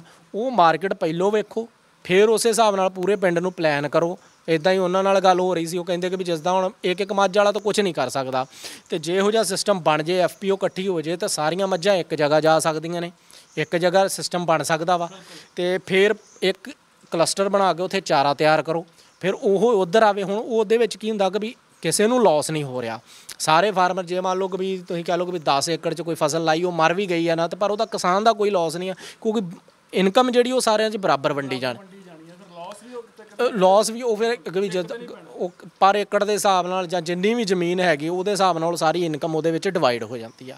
ਤਾਂ ਇਸ ਹਿਸਾਬ ਨਾਲ ਅਸੀਂ ਕਰਾਂਗੇ ਅਤੇ ਬਹੁਤ ਵਧੀਆ ਅੱਗੇ ਰਿਜ਼ਲਟ ਸਾਨੂੰ ਮਿਲ ਸਕਦੇ ਆ। ਕਿ ਵੀ ਅਸੀਂ ਤਾਂ ਸਰਕਾਰ ਨੂੰ ਰੋਂਦੇ ਰਹਿੰਦੇ ਜੀ, ਆਹ ਨਹੀਂ ਹੋ ਰਿਹਾ, ਉਹ ਨਹੀਂ ਹੋ ਰਿਹਾ, ਪਰ ਅਸੀਂ ਕੀ ਕੀਤਾ ਅੱਜ ਤੱਕ? ਅਸੀਂ ਪਰਾਲੀ ਸੰਭਾਲਣ ਦੇ ਵਿੱਚ ਵੀ ਆ ਪਿੱਛੇ ਜੇ ਆਇਆ ਸੀ ਕਿ ਸਰਕਾਰ ਤੱਕ ਵੀ ਤੁਸੀਂ ਕਿਸਾਨ ਨੂੰ ਭਰਾਵੋ, ਤੁਸੀਂ ਸਲਾਹ ਦਿਓ ਸਾਨੂੰ। ਮੈਂ ਤਾਂ ਫਿਰ ਉਦੋਂ ਕਿਹਾ, ਮੈਂ ਕਿਹਾ ਕਿ ਵੀ ਵੇਖੋ ਲੱਖ ਕਿਸਾਨ ਨੇ ਮੈਸੇਜ ਕਰਤਾ ਮੈਨੂੰ, ਗਰੰਟੀ ਕਰੋਗੇ ਵੀ ਤੁਸੀਂ ਲੱਖ ਮੈਸੇਜ ਵੇਖੋਗੇ? ਕਿਸੇ ਨੇ ਨਹੀਂ ਵੇਖਿਆ, ਕਿਸੇ ਨੇ ਨਹੀਂ ਵੇਖਿਆ ਉਹ। ਤੇ ਉਹ ਤੋਂ ਚੰਗਾ ਇਹ ਹੈ ਕਿ ਵੀ ਪਰਾਲੀ ਦੀ ਪੈਲਟ ਵੀ ਬਣ ਸਕਦੀ ਹੈ, ਇਹਦੀਆਂ ਹੋਰ ਵੀ ਪ੍ਰੋਡਕਟ ਤਿਆਰ ਹੋ ਸਕਦੇ ਹੁਣ। ਤੇ ਚਾਈਨਾ ਦੀਆਂ ਇੰਨੀਆਂ ਅਲੱਗ-ਅਲੱਗ ਮਸ਼ੀਨਾਂ ਨੇ ਜਿਹੜੀਆਂ ਅਸੀਂ ਇੰਡੀਆ 'ਚ ਕਾਪੀ ਕਰਕੇ ਤੇ ਉਹਨਾਂ ਨੂੰ ਤਿਆਰ ਕਰਦੇ ਨੇ। ਇੰਡੀਆ 'ਚ ਵੀ ਤਿਆਰ ਹੋ ਸਕਦੀਆਂ ਨੇ, ਉੱਧਰੋਂ ਵੇਖ ਕੇ ਮੁੜ ਕੇ ਹਰ ਤਰ੍ਹਾਂ ਦੀ ਮਸ਼ੀਨ ਬਣ ਸਕਦੀ ਹੈ ਜੀ। ਤੇ ਉਹਦੇ ਤੋਂ ਤੁਸੀਂ ਜੋ ਬਹੁਤ ਸਾਰੇ ਪ੍ਰੋਡਕਟ ਨੇ, ਪਲੇਟਾਂ, ਹੋਰ ਈਵਨ ਕਿ ਗੱਤੇ ਤੱਕ, ਬੋਰਡ ਤੱਕ, ਤੇ ਹੋਰ ਬਹੁਤ ਸਾਰੇ ਪ੍ਰੋਡਕਟ ਬਣ ਸਕਦੇ ਨੇ। ਤੇ ਇੱਦਾਂ ਦੀਆਂ ਚੀਜ਼ਾਂ ਅਸੀਂ ਕਰ ਸਕਦੇ ਹਾਂ ਪਰਾਲੀ ਤੋਂ ਵੀ। ਪਰਾਲੀ ਦਾ ਵੀ ਹੱਲ ਹੈਗਾ। ਇਸੇ ਤਰ੍ਹਾਂ ਹੀ ਇੱਕ ਹੈਂਪ ਪ੍ਰੋਡਕਟ ਹੈਗਾ, ਮਤਲਬ ਕਿ ਫਸਲ ਹੀ ਆ ਉਹ ਵੀ, ਤਾਂ ਅਸੀਂ ਉਹਨੂੰ ਵੀ ਲਿਆ ਕੇ ਮਾਰਕੀਟ ਦੇ ਵਿੱਚ ਬੀਜ ਕੇ, ਤੇ ਉਹਦੇ ਵੀ ਹਜ਼ਾਰਾਂ ਹੀ ਪ੍ਰੋਡਕਟ ਉਹਦੇ ਵੀ ਤਿਆਰ ਹੁੰਦੇ ਨੇ। ਇਸੇ ਤਰ੍ਹਾਂ ਹੀ ਆਵਾਕਾਡੋ ਵੇਖੋ ਜੀ, ਅਸੀਂ ਕਿਸਾਨਾਂ ਨੂੰ ਇਹੋ ਹੀ ਕਹਿੰਦੇ ਹਾਂ ਕਿ ਵੀ ਤੁਸੀਂ ਭੱਜੋ ਨਾ ਇਹਦੇ ਪਿੱਛੇ ਅਜੇ, ਕਿਉਂਕਿ ਵੈਰਾਈਟੀਆਂ ਬਹੁਤ ਨੇ, ਹੌਲੀ ਹੌਲੀ ਡਿਵੈਲਪ ਕਰ ਰਹੇ ਹਾਂ, ਤਾਂ ਹੌਲੀ ਹੌਲੀ ਹੀ ਉਹਦਾ ਰਿਜ਼ਲਟ ਦੇਵਾਂਗੇ ਕਿਸ ਤਰ੍ਹਾਂ ਵਾ। ਤੁਹਾਡੇ ਕੋਲ ਵੀ ਕੋਈ ਹੈਗੀ ਆ, ਤੁਸੀਂ ਵੀ ਸਾਨੂੰ ਦੱਸੋ ਕਿ ਵੀ ਅਸੀਂ ਉਹਦਾ ਫਲ ਲੈ ਰਹੇ ਹਾਂ ਜਾਂ ਇਸ ਤਰ੍ਹਾਂ ਦੀ ਵੈਰਾਈਟੀ ਹੈਗੀ, ਉਹਨੂੰ ਵੀ ਅੱਗੇ ਆਪਾਂ ਡਿਵੈਲਪ ਕਰ ਸਕਦੇ ਹਾਂ। ਅਤੇ 10 ਤੋਂ 15 ਬੂਟੇ, 20 ਬੂਟੇ, 50 ਬੂਟੇ ਸਾਡੇ ਕੋਲ ਏਕੜ ਵਾਲਿਆਂ ਦੇ ਵੀ ਆਰਡਰ ਆ ਰਹੇ, ਜਿਨ੍ਹਾਂ ਦਾ ਐਕਸਪੀਰੀਅੰਸ ਹੈਗਾ। ਕੁਝ ਇਹੋ ਜਿਹੇ ਫਿਰੋਜ਼ਪੁਰ ਤੋਂ ਨੇ ਵੀਰ ਇੱਕ, ਤਾਂ ਉਹਨਾਂ ਨੇ ਤਕਰੀਬਨ ਕਹਿ ਲਓ ਕਿ ਵੀ 8 ਸਾਲ ਆਸਟ੍ਰੇਲੀਆ ਦੇ ਵਿੱਚ ਇਹਦੇ ਬਾਗਾਂ 'ਚ ਕੰਮ ਕੀਤਾ ਵਾ, ਤਾਂ ਉਹਨਾਂ ਨੂੰ ਐਕਸਪੀਰੀਅੰਸ ਹੈਗਾ ਵਾ। ਤਾਂ ਅਸੀਂ ਉਹਨਾਂ ਨੂੰ ਆਪਣੇ ਨਾਲ ਹੀ ਐਜ਼ ਆ ਨਰਸਰੀ, ਕਿਉਂਕਿ ਹੁਣ ਇੱਥੋਂ ਵੀ ਪੂਰੇ ਪੰਜਾਬ 'ਚ ਬੂਟੇ ਭੇਜਣੇ ਔਖੇ ਨੇ, ਅਤੇ ਉਹ ਇੱਥੇ ਤਿਆਰ ਕਰਕੇ ਉਹਨਾਂ ਨੂੰ ਹੱਬ ਬਣਾਵਾਂਗੇ। ਇੱਦਾਂ ਹੀ ਇੱਕ ਮਲੇਰਕੋਟਲਾ ਤੋਂ ਨੇ ਵੀਰ, ਬਰਨਾਲੇ ਤੋਂ ਨੇ। ਇਸੇ ਤਰ੍ਹਾਂ ਅਸੀਂ ਹੌਲੀ ਹੌਲੀ ਪੂਰੇ ਬੂਟੇ ਤਿਆਰ ਕਰਕੇ ਫਿਰ ਅਲੱਗ-ਅਲੱਗ ਜਗ੍ਹਾ ਤੋਂ ਉਹਨਾਂ ਨੂੰ ਨਾਲ ਜੋੜਾਂਗੇ। ਫਿਰ ਇਸੇ ਤਰ੍ਹਾਂ ਹੀ ਜਿੱਦਾਂ ਫਰੂਟ ਆਉਂਦਾ ਵਾ, ਅਤੇ ਫਰੂਟ ਨੂੰ ਵੀ ਮਾਰਕੀਟ ਦੇ ਵਿੱਚ ਅਲੱਗ-ਅਲੱਗ ਰੈਸਟੋਰੈਂਟ ਆਪਣੇ ਹੀ ਸੱਜਣਾ ਮਿੱਤਰਾਂ ਦੇ, ਕਿਸਾਨਾਂ ਦੇ ਖੁਲਵਾ ਕੇ, ਕਿ ਵੀ ਇਹ ਜਿੱਦਾਂ ਹੁਣ ਡਰੈਗਨ ਦੇ ਵਿੱਚ ਅਸੀਂ ਆਪ ਹੀ ਮਾਰਕੀਟ ਕਰ ਰਹੇ ਹਾਂ, ਅਤੇ ਇਹਦੀ ਵੀ ਆਪ ਹੀ ਮਾਰਕੀਟ ਕਰਾਂਗੇ। ਕਿ ਜਾ ਕੇ ਸੁਪਰ ਮਾਰਕੀਟ 'ਤੇ ਜਾ ਕੇ ਉਹ 400 ਦਾ ਪੀਸ ਵਿਕੇ, ਉਹਦੇ ਤੋਂ ਇਹ ਹੈ ਕਿ ਵੀ ਤੁਸੀਂ 50-60 ਰੁਪਏ ਦਾ, 100 ਰੁਪਏ ਦਾ ਪੀਸ ਵੇਚ ਲਈਏ ਅਸੀਂ ਆਪ, ਕਿਉਂਕਿ ਕਿਸਾਨ ਕੋਲ ਤਾਂ ਇੰਨੇ ਕੁ ਦਾ ਹੀ ਜਾਣਾ ਜੇ।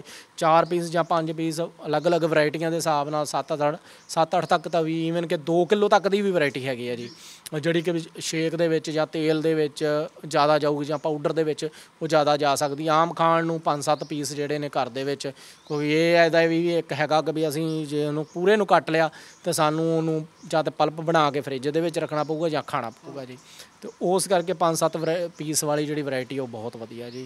ਅਤੇ 5-7 10-15 ਪਲਾਂਟ ਤੋਂ ਹੀ ਤੁਸੀਂ ਸ਼ੁਰੂ ਕਰੋ, ਫਿਰ ਹੌਲੀ ਹੌਲੀ ਇਹਨੂੰ ਜਿਸ ਤਰ੍ਹਾਂ ਬੂਟੇ ਅਵੇਲੇਬਲ ਹੋਣਗੇ ਉਸੇ ਤਰ੍ਹਾਂ ਫਿਰ ਆਪਾਂ ਇਹਨੂੰ ਅੱਗੇ ਲੈ ਕੇ ਚੱਲਾਂਗੇ। ਅਤੇ ਝਾੜ ਵੀ ਜੇ 10 ਬੂਟਿਆਂ ਤੋਂ ਵੀ ਅਸੀਂ ਕਹੀਏ, ਅਤੇ ਚੌਥੇ ਕੁ ਸਾਲ ਜਦੋਂ ਕਹਿ ਲਓ ਕਿ 200 ਕੁ ਪੀਸ ਆ ਜਾਂਦਾ, ਤਾਂ 1000 ਕੁ ਪੀਸ ਬਹੁਤ ਵਧੀਆ ਝਾੜ ਆ। ਜੇ ਅਸੀਂ 30-40 ਰੁਪਏ ਦਾ ਵੀ ਪੀਸ ਕਹੀਏ ਤਾਂ ਬਹੁਤ ਵਧੀਆ, ਕਿਉਂਕਿ ਵੈਸੇ ਤਾਂ ਮਾਰਕੀਟ ਦੇ ਵਿੱਚ ਜਦੋਂ ਆਫ ਸੀਜ਼ਨ 300-400 ਰੁਪਈਆ ਹੋ ਜਾਂਦਾ ਵਾ।